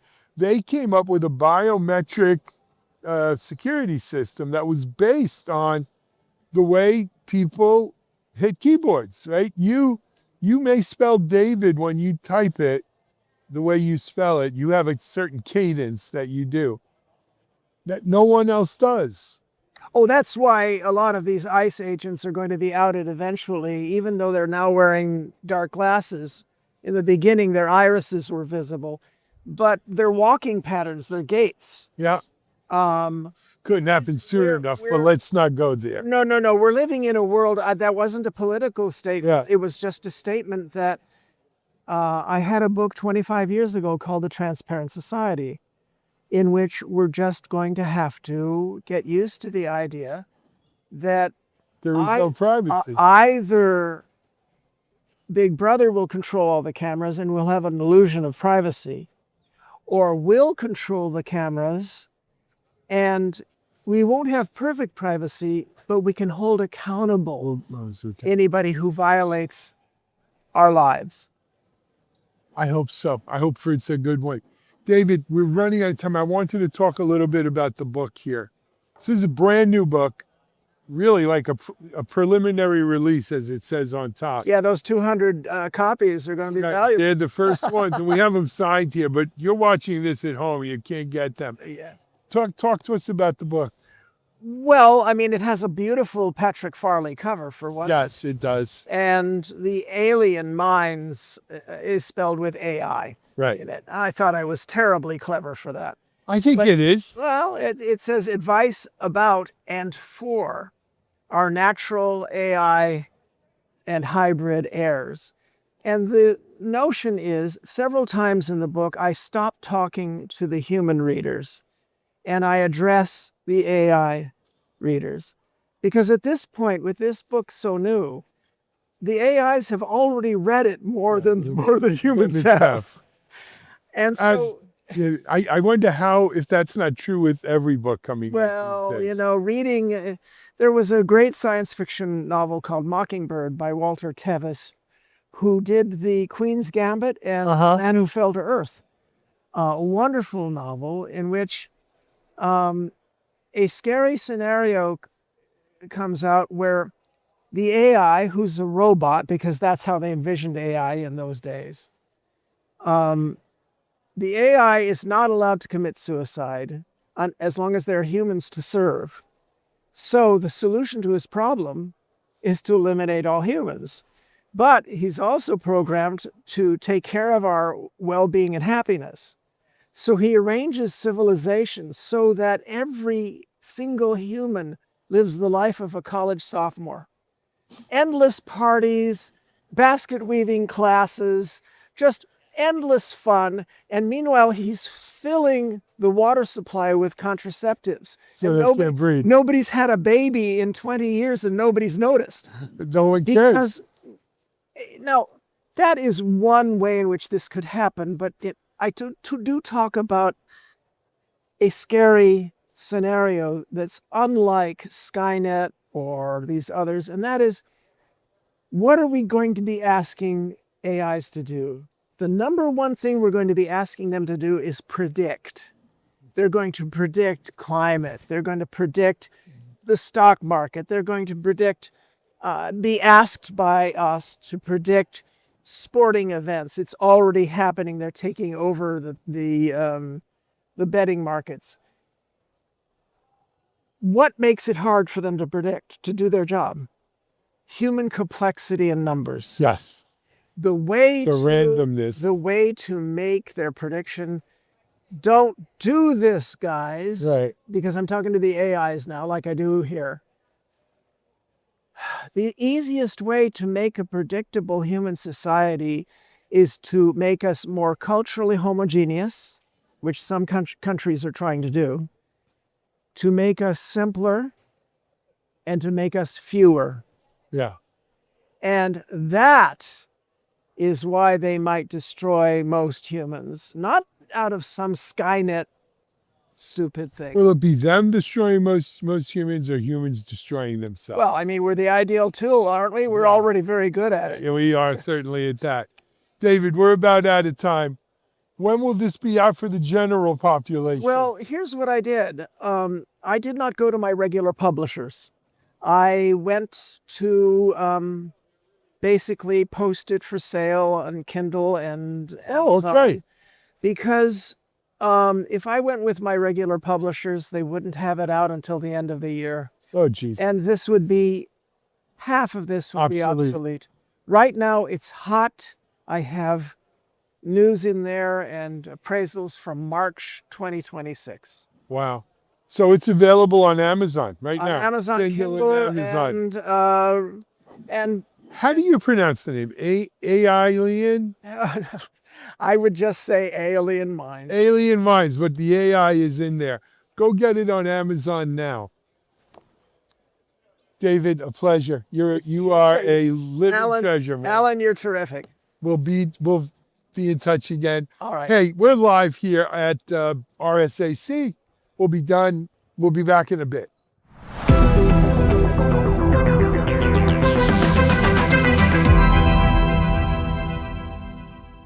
Hey, you may have heard of the internet. It's an awesome place to find some awesome things. At Cloud Field Day 25, we heard from some of the most awesome people doing great things for the community, for the world, and for the universe, all on the internet. Join us on this episode of the Tech Field Day podcast to learn more. Welcome to the Tech Field Day podcast, where we meet each week. We hear some voices from within the Tech Field Day delegate community. We discuss some particular specific topic around some issue that's important within the industry. Tech Field Day, of course, is a part of the Futurum Group, and you'll find this podcast not only on the Tech Field Day YouTube channel, but also on your favorite podcast application. Do follow us around on social media as well as the Tech Field Day, and you'll find us all of the social medias. Make sure also to check out the wider Futurum Group, in particular our friends at Techstrong. You'll find Techstrong TV, and the Techstrong Overlay application has all of our Tech Field Day content, including this very podcast. This podcast is recorded as we're just finishing out Cloud Field Day 25, and I've managed to capture 3 of my delegates from the event to join me on the panel as we discuss, well, the fact that the internet actually still has some public good on it. But before we delve into that conversation, let's meet who's on the panel today. I'm Denny Cherry. I'm Lino Telera. I'm Shala, also known as Gifted Lane. And of course, I'm Alistair Cook, the event lead for Cloud Field Day. And we had quite an unusual feeling event for Cloud Field Day because we got to see a couple of essentially non-commercial organizations bringing us some of the absolutely coolest things that are happening on the internet. We had Joy Chesborough from the Internet Archive here. You may know of the Wayback Machine, but if you see Joy's presentation, you'll see that there is a whole lot of other really vital information that is being archived by the Internet Archive and that is being stored for the good of not just us, but future generations. That it's protecting a whole lot of internet culture and human culture that would otherwise disappear. And that because it's digital, it has always been transitory in a way that records of culture never were previously. Paper records don't disappear nearly as easily as websites when the funding goes away. And then for me, a real highlight was going to see SETI. Being of a sufficient age to have run the SETI at home screensaver, it was awesome to go and see the real work, the massive work that's being done at SETI. And both of these things really would not exist without the internet. I mean, the Internet Archive, by definition, Right. is the archive of the internet. But SETI itself, because there's been a huge amount of distributed compute involved, these sort of science projects are still out there and happening on the internet. Yeah, I mean, just thinking about SETI at home. If for those of you who are not old enough like me and Al to remember it, I'm sorry, you'll piss off now. But the whole SETI at home project was basically one of the really big first forays into distributed computing. If you're not familiar with it, you'd basically get a little chunk of space to analyze, and that would just get downloaded to your SETI at home client. You would analyze it. It had pretty graphics up on the screen to waste CPU power. And then like 3 or 4 other people would get the same chunk to make sure that everybody got it and everybody got the results back. And then they'd give you the next chunk. And it was this really cool way of distributing data and to hundreds of thousands of computers all across the world, which was an amazing feat, considering that this was the late 90s that this happened, not the modern era of the internet and massive amounts of bandwidth that we all have. Yeah, this was... I was just to say, and when you say like chunks of space, like you're getting like physical, like matter from space. Sort of. You're young, or at least you look way too young. Yeah, so you would get the data from the radio telescope. It'd actually download a piece of that radioscope data to you, and then you'd process through it and look for any anomalies, any signals that came from effectively ET.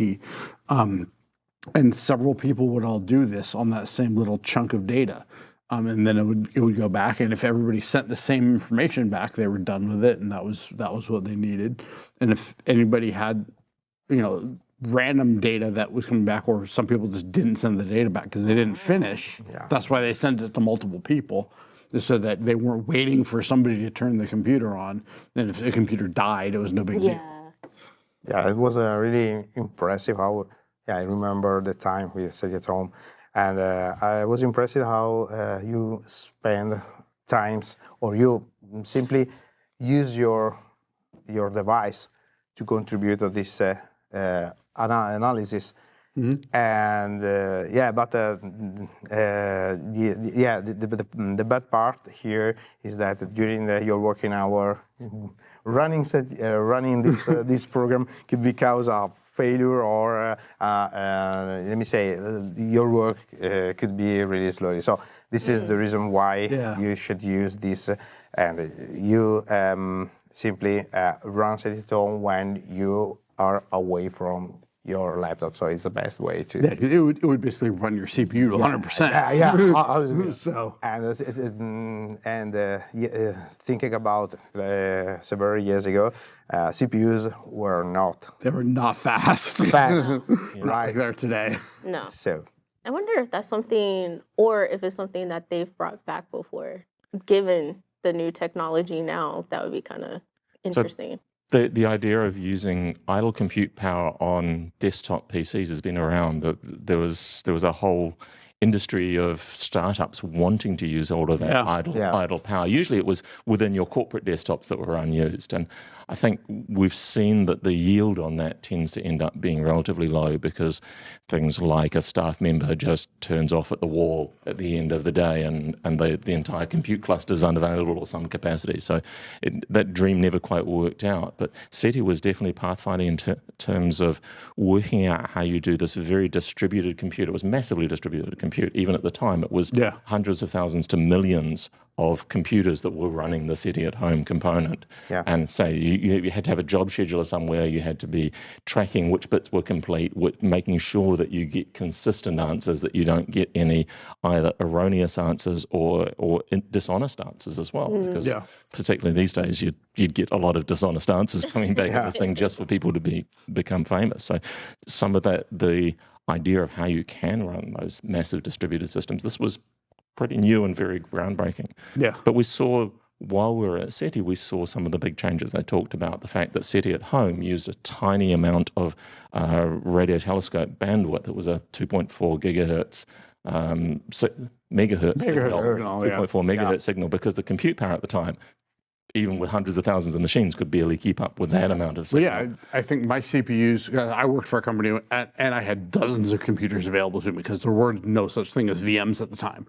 So literally I had 30 or 40 desktop computers, and they were all like 400 megahertz micron computers. So very limited horsepower compared to what's in my phone today. And so we had to process through it, and it was, like I said, it was a very small thing. And unfortunately, the radio telescope that they used for that project was destroyed by a hurricane. So like the Arecibo. Killed the project. That was one of the things that just killed the project. But what they then showed us was that they're now, instead of dealing with these tiny narrowband collections, they're talking about much larger radio telescope bandwidth collection. So they're doing broadband connection rather than narrowband collection, still looking for narrowband signals, little blips in these massive bands. But you're talking about getting terabits per second of data and pouring those into some pretty high-end AI processing, because you can't store terabits per second of data of multiple sources. I think the number that they gave us was 2.5 terabytes per second per radio that they're collecting and having to sort through, thanks to the fine folks at NVIDIA who have absolutely massive GPUs and are happy to sell them to SETI. They're able to process some of that at the actual radio telescopes and only feed back to the data center the stuff that actually matters, as opposed to all of it, because that's just way too much. Let me say, this is a real, so the perfect usage of edge AI, which is better implementing in a project like this. And so it's amazing thinking about a lot of models that are building around this simple blip. Yeah. Yeah. One of the things I thought was really interesting was they obviously don't have a model. Yeah. They don't know what success looks like because that would require finding a signal. So they're actually they've built a system that trains itself based on the data that's coming in, and it's just kind of I guess constantly retraining itself as they go. Yeah, no, this is all just not useful information yet because we haven't found that one thing yet that says this is where the life is. There is actual noise out there that shows life. I also like that they showed us how they're using the lasers to flash. Personally, I didn't know we were doing that. I thought it was still just, the radio. Yeah, but they're also doing lasers just in case. Let's see what turns out. Yeah, something comes that direction. Yeah. But they also have to make sure whatever type of lasers they're using, that they don't incinerate the thing they're shooting the lasers at. That's impressive. It's like, how do you even calculate that? Looking at the laser sails. Interstellar transport mechanism. The thought exercise of how that might work for a more advanced society than our own. So one of the things I thought was really cool was they had a system that apparently they're just deploying. I think you said it was a proof of concept that they just produced a few of. Which was looking for radio flashes that were in the night sky and stuff like that. And that was all crowdsourced and open source hardware. And it seemed to be basically basic cameras that were just fisheye lenses pointed up with 3D. And he said they were just 3D printed shells around it. I'm like, okay, that's cool considering you have 3D printers at home. Yeah, and it's the size of a suitcase. So that's something that's fun with the internet too, is because literally I am someone now where just about anything that I'm thinking about buying, my first thought goes to, can I 3D print it? Can I print And can I I go just to the print this printer at home and I print it. and it'll conveniently cost me $3 in Because I filament. have all the filament, Right. Oh, you've seen my garage. I've got racks of filament up on the wall at this so much point. filament. Yeah, so I'm just like, before I hit Amazon these days, can I print it? Yeah. I wanted to return to the cameras because I've been looking at a project called All Sky Camera. And so it's an open source software application that does exactly what we're talking about. You get a good quality camera with a fisheye lens that's in a weatherproof container. You attach usually a Raspberry Pi to it or some other computer, and you mount it somewhere where it's got a clear view of the sky. Yeah. And when it's often used for tracking meteors, finding the origins of meteors, and then by the time a community of people are running these things, multiple sites see the same meteor and can track where it was, what velocity it was actually moving at, where it came from, those kinds of things. Some leave that triangulation and all that good stuff. All of that citizen science stuff. And again, it's enabled by open source access to software, open access to some pretty advanced technology. If you go back 20 years, the idea of being able to run real-time high-def video cameras and capture the entire sky and share it across the internet, it's still enabling great stuff. That was that was not a thing that could happen 20 years ago, much less further back. Yeah. I wanted to circle back to the Internet Archive as well, because just partly the Internet Archive is a pretty inspiring organization whose objective is to protect a huge amount of what is otherwise volatile data. They just celebrated having 1 trillion web pages stored. And they have a variety of other different types of content. I think one of the things to recognize is that this is a largely entirely privately funded entity in order to protect community it's funded by community and to protect the data for the community. I think that's a absolutely spectacular project. Yeah, and one of the things she showed in her presentation, was the fact that they give a relatively small amount of money is their average donation size. Now I think it was like 16.5 or something was their average donation size. So they're not getting their funding from the billionaire classes. They're not getting their funding from government orgs, at least not very much. And that's good because that means they're not beholden to what those organizations or what those governments want.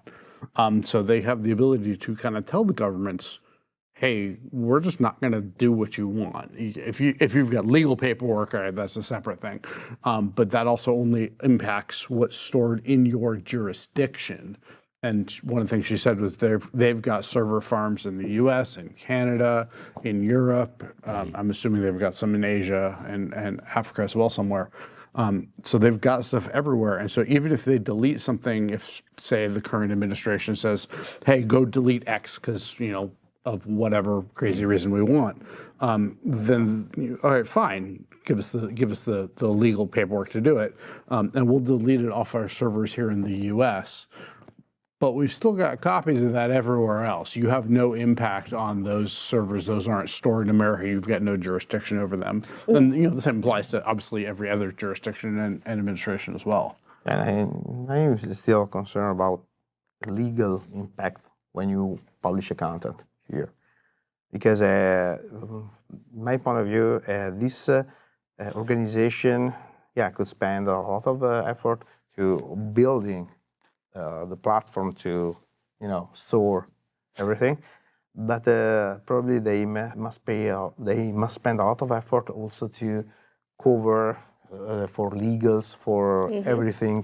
I'm sure their legal bills are very large. Yeah, that's true. Because it depends on regulation where you put the data, and so it's. Yeah, and then I'm trying to, my mind is going blank, but I know they said like one, if not more, their data centers are green. So they also put a lot of money into that. Yeah, because I think said the data centers they just opened in Canada are 100% neutral or almost 100% neutral. Yeah, right. So that's pretty impressive. Like it would be impressive to have them maybe like come to Tech Full Day and we take a peek behind the curtain. That would be cool. Well, Joy would love us to see more inside, and maybe at an event where we're actually up in San Francisco rather than down here in the South Bay, we'll get an opportunity to see inside, see all of the things that are inside. The other aspect that I really liked was the focus on accessibility. It's very easy for us that are fully able to assume that everybody else is able to consume content in the same ways that we are, but focus on being able to have written word read and text that can be set at a size that is easier to consume, and also natural language as well. Native language becomes vital. Some content in Italian too. Anyway, I was checking the last day. Anyway, it's impressive how they probably they spend a lot of effort to make this platform accessible for people, for everyone else can, for example, for reading, people that can't reading a book, there is also another version. So it's something that sometimes, private companies or the industry take more time to readapt their platform for the regulations that are binding on the accessibility of the website and stuff like that. They are built natively, because it's probably the primary mission. And I think it is something that's important, because what's going through my head right now is, one thing she also called out that I actually kind of forgot about too is the fact that they're taking physical books and digitizing those and storing those, because we're definitely in a place where we have like whole civilizations where they're lost. Languages are lost. And so we do need to start storing those things like that, because things are definitely getting lost. Yeah, because I remember she said that one of the really popular streams was literally the person scanning the book. And Internet Archive, if you're watching this, the next time you do that, I have written 7 books. Feel free to pick one of mine. And one of the other aspects that came up in the presentation was the recognition that the Internet Archive is a library. That it's not just some private individual who's decided to make copies of everything. It's about preservation of knowledge, and it's about making that preserved knowledge accessible to as many people for as many purposes as possible, in the same way that a Library of Alexandria for the internet, let's make sure the Visigoths don't come and destroy it. And I think there's some... other interesting thoughts around beyond just the US, but other countries where access to information, access to maybe alternative teaching from whatever is acceptable within that country. That kind of accessibility is a very much an enabler for the individual citizens. And I think that's something that, as we look at some regimes that are very much trying to control their populations, to usually the detriment of those populations. I was recently reading about the rise and fall of the Third Reich as an interesting historical piece of work.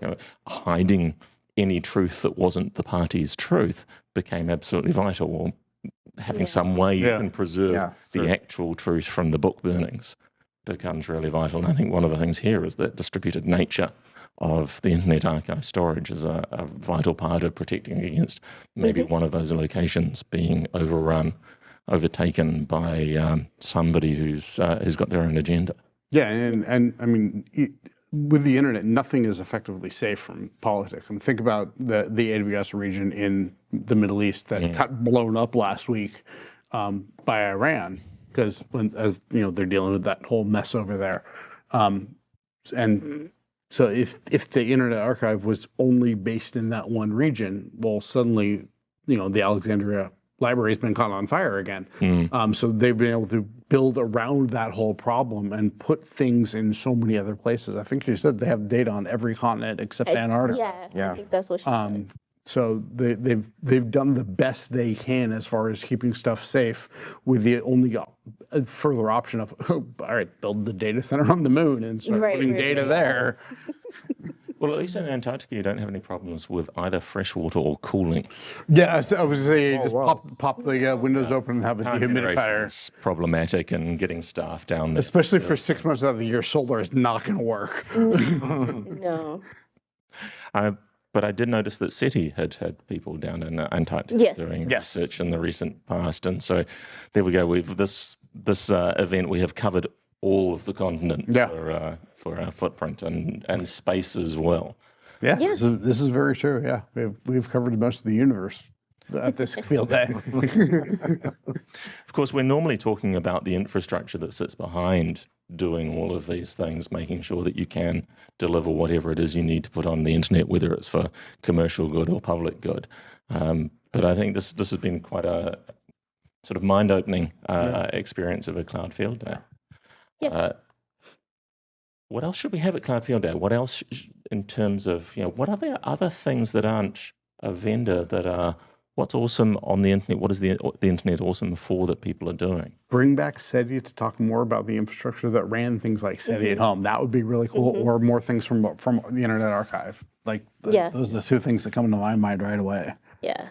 But as far as like good coming from the internet, I mean, quite frankly, these days, a lot of my, most cherished friendships have been made online. It's been virtual. It helps open up a space where you get to meet people that you may never have been able to come across. So I like that very much. Yeah, I mean, from my perspective, the Tech Field Day community and for me also the V Brown Bay community, this is a group of people that I know in person, but where the relationships continue online between the now very infrequent occasions that I get to meet these people in person. So I absolutely am with you there. And even domestically within New Zealand, Discord has been very good for connecting groups of people interested in specific things to have a conversation that is not going to be dominated by advertising inserts and just repeating of some popular content that we've seen as the social media platforms we've all grown up with have Cory Doctorow would say they've all become enshittified and don't seem to be wrong. But we are seeing more sort of communication still. It's still, the internet is joining people together in places, even if there are places that maybe we joined before, that it's now separating us a little. Yeah. So before we decide to just talk about random things and enjoy ourselves, in fact, we'll do that over lunch after this. Feel free to go and have lunch yourself once you've listened to this podcast. If people would like to talk some more with you, where can they find you? So you can find me at dcac.com. It's my company's website. So you can find me on LinkedIn and also on my blog, blog.linuxproject.net. You can find me across the internet as Gifted Lane. Right now, the two I'm on heaviest is I'm back to live streaming on Twitch. Find me on Tuesdays, and I'm also heavy on LinkedIn these days. And of course, you can find me, Alistair Cook, on all of the social media, but most active on LinkedIn and here on all of the Tech Field Day content on all of the Tech Field Day channels. So thank you very much, Denny Cherry, Lena Tolera, Thank you. and Charlotte Warner for joining me on this episode of the Tech Field Day podcast. Thank you for joining us. If you'd like to find more episodes of the Tech Field Day podcast, you can go to techfieldday.com/podcast or find us in your favorite podcast application. Find us online as well on YouTube. Make sure to give us a review and a like, and to keep looking for all of the future events, the future podcasts on Tech Field Day and across the Futurum Group. Thanks for joining us.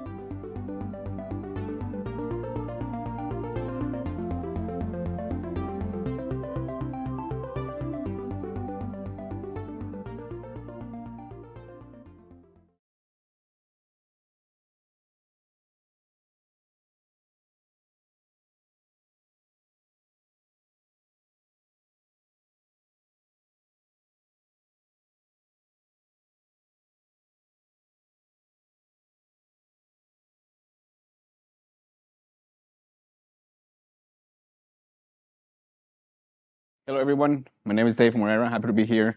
First time as a presenter here, but I'm no stranger to Field Day. I've been a delegate a few times in the past, a few years ago. So I'm very happy to be here. And something that I've learned during that experience is that you guys like to dive deep right away, and that's exactly what we're going to do, right? So today we're going to talk about one of my favorite features for VMware Cloud Foundation 9, which is VMware Advanced Memory Tiering with NVMe. You may have heard about it or not. But my goal here is so that you understand what it is, how it works, and how it benefits our customers in a way. I call it the Beyond the DRAM barrier. I wanted to call it the RAM apocalypse. So maybe I should just trademark that from now on. But most of you are aware of what's happening with the prices in RAM, right? So this is a very timely subject, and I hope you get a lot out of it. Yeah, when we're talking about this feature in particular and how it fits within the whole VCF ecosystem, right? We have a lot of components within VCF, right? We have the compute component, storage, networking, which is vSAN, NSX, etc. So the compute component is what you guys know as vSphere, which is vCenter and ESX. And yes, we changed the name back to ESX from ESXi because we like to change things up. So this feature is part of that core compute component. If you say that fast 5 times. So it is included on the core vSphere area. Right, so whether you're running VCF, VVF, it is already part of the ecosystem of VCF. Right, so we got that out of the way. So what exactly is memory tiering, right? So I have this quick diagram here. What we're trying to do is leverage less expensive devices to act as memory, right? So in this case, we're going to take high-speed NVMe devices and pair that up with DRAM. DRAM is always going to be that tier 0, what we call tier 0, the first point of entry for the memory pages. And underneath that, we're going to have NVMe devices to kind of back that off, right? But from a VM perspective, we're creating a logical memory unit per se and presenting that to VMs, containers, VKS, whatever you're running on VCF, that's what we're presenting to VM. So from a VM perspective, they have no idea what is happening. They don't know there's NVMe, or they don't know there's DRAM, they don't know what type it is. They just know, cool, I have a bunch of memory, I can use that, great. The way, again, they consume that logical memory. And I do want to point out that this is a native solution, so we don't have a separate appliance anywhere. We're not taking additional resources, a ton of resources anywhere else. So it is part of vSphere, which is that core compute component. And the goal here is to lower the total cost of ownership for what we're seeing here is the cost of DRAM. So even before all this shift to HBM memory happened for AI, we started working on this a few years ago. And we did see that most of the bill of materials, about 80% of it was the cost of memory, just a few years ago. Now that has shifted to almost 96%. So when you go buy a server that is probably now $200,000, 95% of that price comes from memory alone, right? And this is what customers are looking at, and they've been keeping me pretty busy lately asking, hey, by up to 40%, which is what we're doing here, right? So instead of buying 1 terabyte, I can get away by buying 512 gigs of memory, for example. So if we dive a little bit deeper into the NVMe side, you may be asking, well, okay, how does it work to kind of be connected over the wire? Does it have to be direct? So the answer to that is it needs to be a direct connected NVMe device dedicated only for this purpose. A lot of customers think, oh, I'm wasting space. Can I put logs in there? Or no. If you think about it, it's going to affect performance. We don't want anything to affect that I/O path. So we're dedicating a device just for memory. We're creating a partition dedicated for memory alone. And we can scale up depending on the ratios. And I'll talk about the ratios in a second here. The other question I get is, well, cool, that's great. But I know those devices may fail sooner than DRAM. And that's a valid point. So in VCF 9.0, we have support for hardware RAID. So you can buy a controller, even VROC is supported as well. And you can have 2 devices working together. So the memory pages that go into NVMe are going to be mirrored that way. So if you lose one device, you have a backup there. Any questions so far? I'll throw out one. One that came to mind was, speaking of the DRAM and like the cost and everything, so like what percentage DRAM reduction are customers realistically seeing right now? So, I mean, I'll explain how it works later, so it will make more sense, but we're seeing about a 40% reduction in cost by doing this. So alone, all of it comes from the memory alone. Not only that, but also you double your density of the VM. So you can bring 2x amount of VMs, and because now you can push the DRAM and NVMe together even more. Thank you. Good question. Yeah. All right, so that's what it was.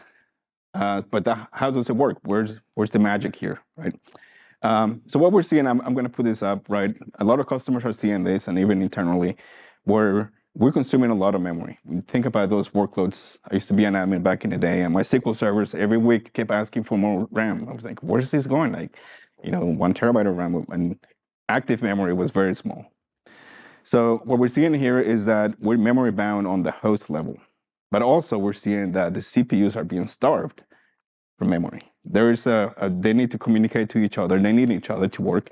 And CPUs in this case, they're not really able to push anymore because there's no memory available. So that's another problem. Number one problem here, we run out of memory. The other problem here is that we're not really using resources efficiently, right? So we're wasting space. We're wasting not only resources, but also power, cooling, rack space. If I have a server that is fully populated with CPUs, all the DRAM slots are populated, how can I move forward? I need to buy more servers. And doing that now, it's very, very pricey. So if we dive into that scenario, right, where we're using most of our memory and a little bit of the CPU, we have an algorithm that is proprietary. That is, every few seconds is looking at the activity of the pages. Not only if that page is being used, but how often, how recently, what pattern. So we looked at all these things and we make decisions based on that. And we classify those pages into hot, warm, cold, very cold, right, depending on the activity, every few seconds, and based on that information. And then we bring NVMe, and then we make the decision of moving some of those inactive pages down. So when you look at this, you might be thinking, man, that kind of looks like vSAN. So yes, vSAN OSA back in the day, very similar, right? We push down some of those data that is not being used, push it down to inexpensive devices. So that's exactly what we're doing. We take NVMe, push the pages that are not being touched down to NVMe, and DRAM is going to keep those pages that are active. So from a VM perspective, they're always going to talk to DRAM because they want that data fast, they're going to get it fast. When VM comes down and say, okay, I need that page that is cold, we're going to bring that up to DRAM and we're going to read from DRAM. So we're constantly moving up and down. Is it per VM or is it host wide, or how can that yes and no be allocated? Yes, so the way we can configure this is by cluster per host. We can disable the VM. So if a VM is, for example, is latency sensitive, you probably don't want this, right? Just in the chance there's a latency there, so we can disable the VM from having memory tiering. Right? Good question. So Dave, this Jack Pollard from Paradigm Technica. This seems like standard memory tiering and caching, and you're just I don't understand what the secret sauce is here, other than you're pushing. I mean, what's on NVMe? What's the storage mechanism that's on the NVMe bus? So you thinking about swapping? Is that what you're saying? Well, yeah. I mean, you've replaced. You've described what is essentially a memory cache, right? Yeah. And a cache replacement. We classify what's hot, cold, warm in the cache, and we decide what we evict out of the cache and how we bring it back in. That's standard system memory caching, right? Right. So you're pushing it. You keep saying you're pushing it down to NVMe. What's the backing store on NVMe? Is it SSD? Is it DRAM, SRAM on an NVMe card, or it's so it's a PCIe NVMe device, so it could be any form factor that way. But it would require certain endurance and performance classes to meet the requirement for performance. So it's just a standard backing store. It could be an SSD. It could be a DRAM, slower DRAM, or something that's somewhere down in the NVMe side of the world. Yeah. Okay. Exactly. Denny Cherry from Denny Cherry Associates Consulting. What's the class? What are you considering when you're looking at the pages? Is it reads? Is it writes? How are you deciding what's hot and what's cold? Both. So we look at the activity based on how recent it was read or written, how often it was done, the pattern, all those things come into play to make the decisions. Okay. Right. Now there's expand here a little bit more on that. If the DRAM is being used maybe only 50%, we don't want to move pages just for the sake of moving pages, right? Because that's additional resources, maybe a performance hit. But so we have to pass a threshold about 70, 75%. When we have memory pressure, then we start proactively moving pages out, right? So we're not being reactive here. We're proactively thinking, okay, we're getting full. Let's make some room for the real workloads, for the real pages that are doing work. So just a quick question, Leon Telera from InfoCert. We are enabling DRAM using this method, this technology, enable to see larger memory than larger capacity than you can have with a single RAM, or there is another. Yeah, we'll get to the ratios in a second, but yeah, we're starting with a 1-to-1 ratio. Oh yeah. So you're doing 100% more right off the bat. Yeah. Thank you. Yep. So again, this is presented to a VM as one logical unit, both of these tiers. And once we move pages down to NVMe, make room on DRAM, then we can push more. And here's where I talked about having 2x density on the VMs. We can bring twice as many or 1.5 more VMs here, and then we can push both resources at the same time.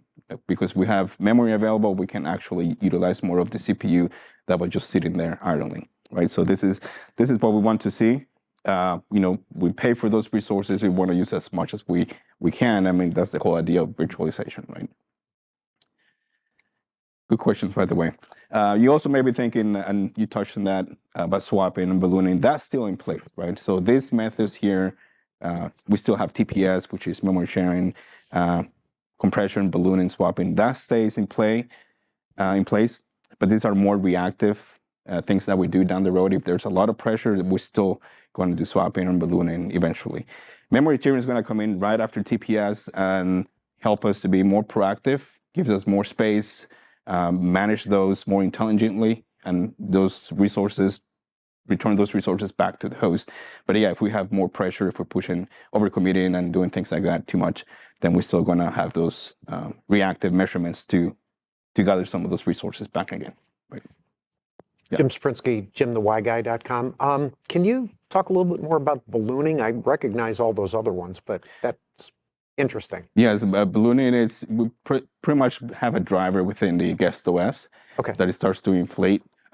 So it's kind of reclaiming some of those pages back. Right. Okay.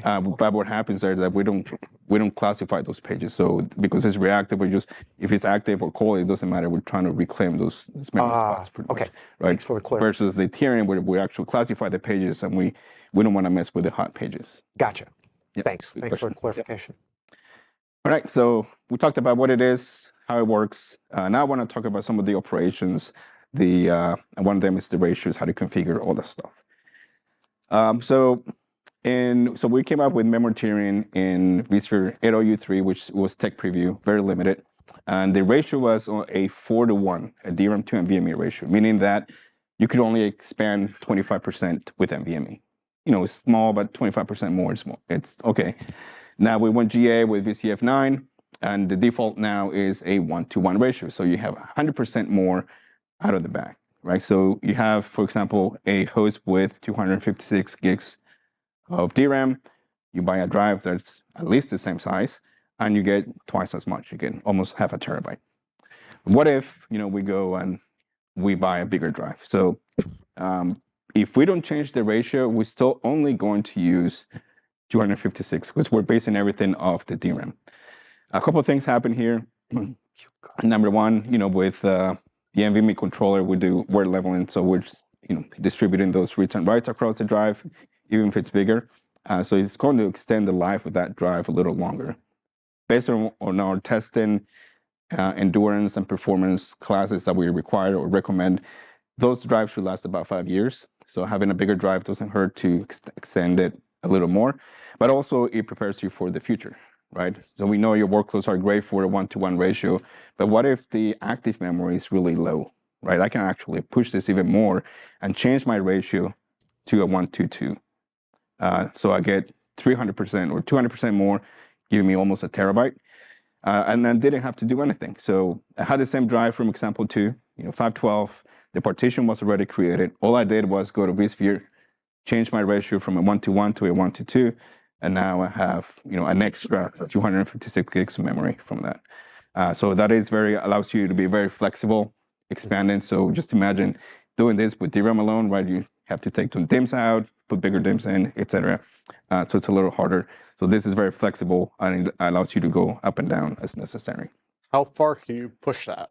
So we can go up to 4x. Okay. So there's some workloads that we notice, for example, VDI, right? Some of them are not doing much, it's just a kiosk somewhere. So we can push those up to 4x. The maximum partition size is 4 terabytes for now. So hopefully we can expand that later. I was talking to our customer yesterday, they have huge infrastructure, so they want to push that up even more. So yeah, 4 terabytes maximum partition size and 4x memory increase here. And also last example, you know, it doesn't matter what the ratio is. If you don't have a big enough drive, obviously you can't make space out of nothing. So I bring this up just for those that are watching, you guys, it's important to properly size, think about the future, you know, what can you, it is to invest here. Don't try to save money on getting a smaller drive. You know, you're saving a lot of money already with DRAM alone. So don't try to cut corners here. All right, another question I get is, does this work with everything else, right? You know, when there's a new feature and we say, oh, this doesn't support vMotion, people are not very excited, and you know, rightfully so. vSphere's been around for over 20 years, and you know, HA, DRS, vMotion, that's something that is very important for admins, and you know, being an admin back in the day, it's, you know, I can see that. So yes, we support HA, DRS, fast suspend resume, which is what we use when we hot add, hot remove devices. So yeah, definitely I talked about RAID being supported. And vMotion is interesting. And I say interesting because you can configure an entire cluster, but I also said you can configure per host, which means that you can have, within the cluster, you can have a host that is configured for memory tiering, but some other hosts are not configured for memory tiering, right? Why? Because maybe you have VMs that are latency sensitive, and maybe monster VMs that we don't support there yet. Maybe you want to put them on those hosts, right? So there's some flexibility there. But vMotion knows that, okay, this host has memory tiering, this one doesn't. I can still move stuff from DRAM to DRAM, and you know, if I have memory tiering, I can do the tier out capability. If I don't, then I just keep it on DRAM. So it does know, it's aware of that. I have a quick question. Yeah. You mentioned all of the features that are supported. Yeah. But you didn't mention any features that are not supported. Features, or the unsupported stuff is mostly VM profiles. So security VMs. So if you think about TDX, SEV, they encrypt the memory, right? So we can't actually see the memory pages to classify them.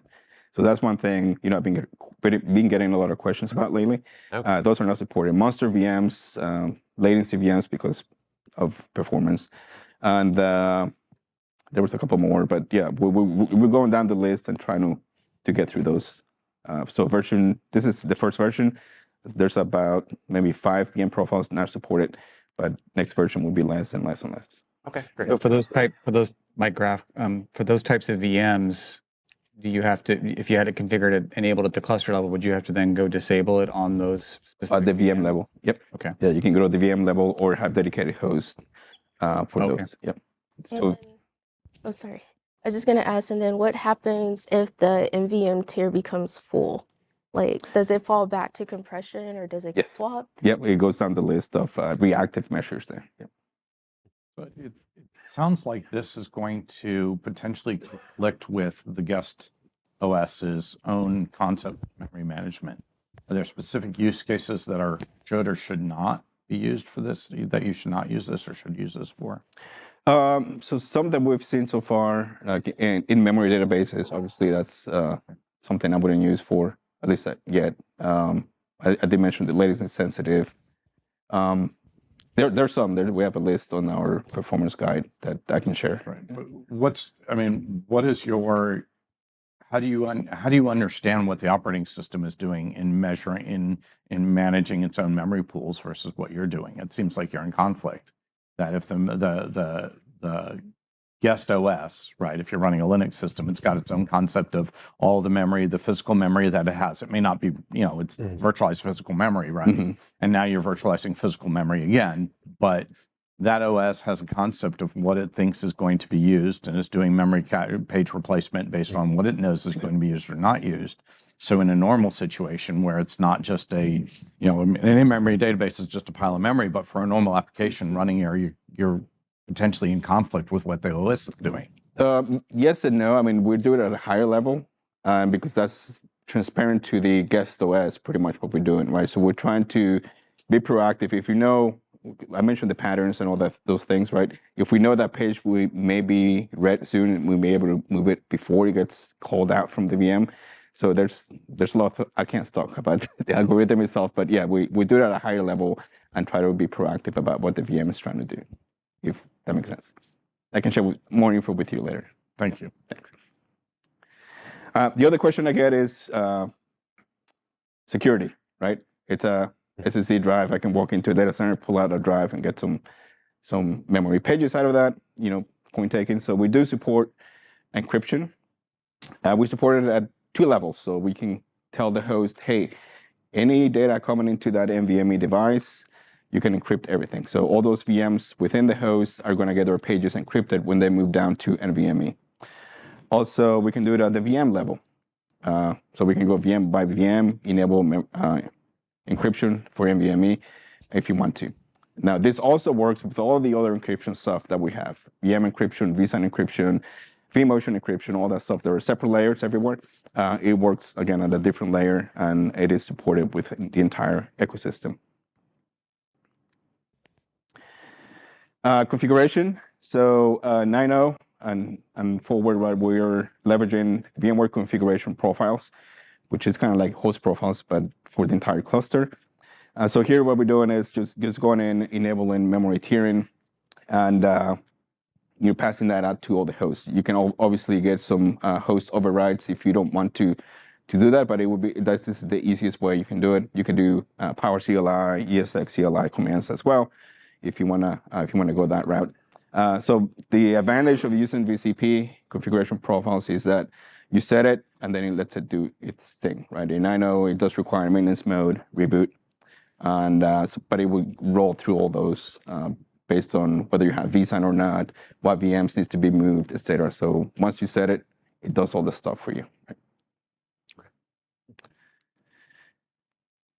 Right? Some failure scenarios, obviously with RAID, if one device fails, it will go to the other device, right? Pretty straightforward. But what if I'm using a single device, which some people don't like to use a controller. I understand why it's an additional cost. Now you get a new point of failure there. There are some other cons in there. But if you have a single device, which we support, an HA event will be triggered on the VMs. And I say VMs because only the VM pages are going to NVMe. All the memory pages for the kernel, they stay on DRAM always. So if we have a failure on a single device, the host keeps running fine. The VMs may or may not have an HA event. And I say that because they will fail when the VM tries to call down those pages that are inactive, right? So as soon as you lose a drive, some of those VMs may go down right away. They reboot somewhere else, or 10 minutes later, you may see a couple more, or an hour later, or never, right? If that VM gets rebooted before any of that. So yeah, it's not a full crash per se, but it kind of stagger in a way, depending on the workload, what the workloads are doing.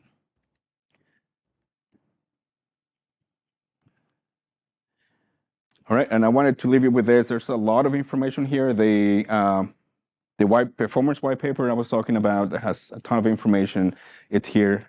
So on the performance, there's a blog and a white paper. Definitely take a look at that. I have a series for a blog series for deploying considerations. I talk about what devices to use, why, sizing, what qualifies a workload to be compliant for this, etc. So definitely a lot of information here. Hands-on lab.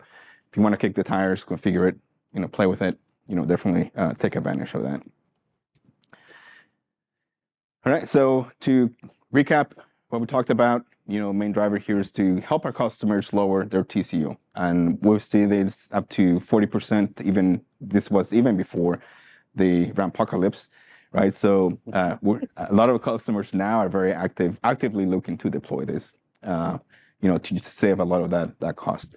VM consolidation, again, when we saw that diagram, moving pages down to NVMe allows us to free up DRAM, be able to utilize more of that CPU resources. So we have more VMs running on the same host, saves us some extra money there by not having to buy additional servers. And yes, being able to use all the resources more efficiently, DRAM, CPU, NVMe, all that stuff. Any last questions before I get cut off? I want to make sure I heard this right, that this feature is both in VCF and VVF? Yes, it's a vSphere component pretty much. Okay. Yeah, it's at the core. Yeah. All right, so with that, I want to thank you all. Great questions, I appreciate it. And if you need more information, I'm happy to help. Thank you.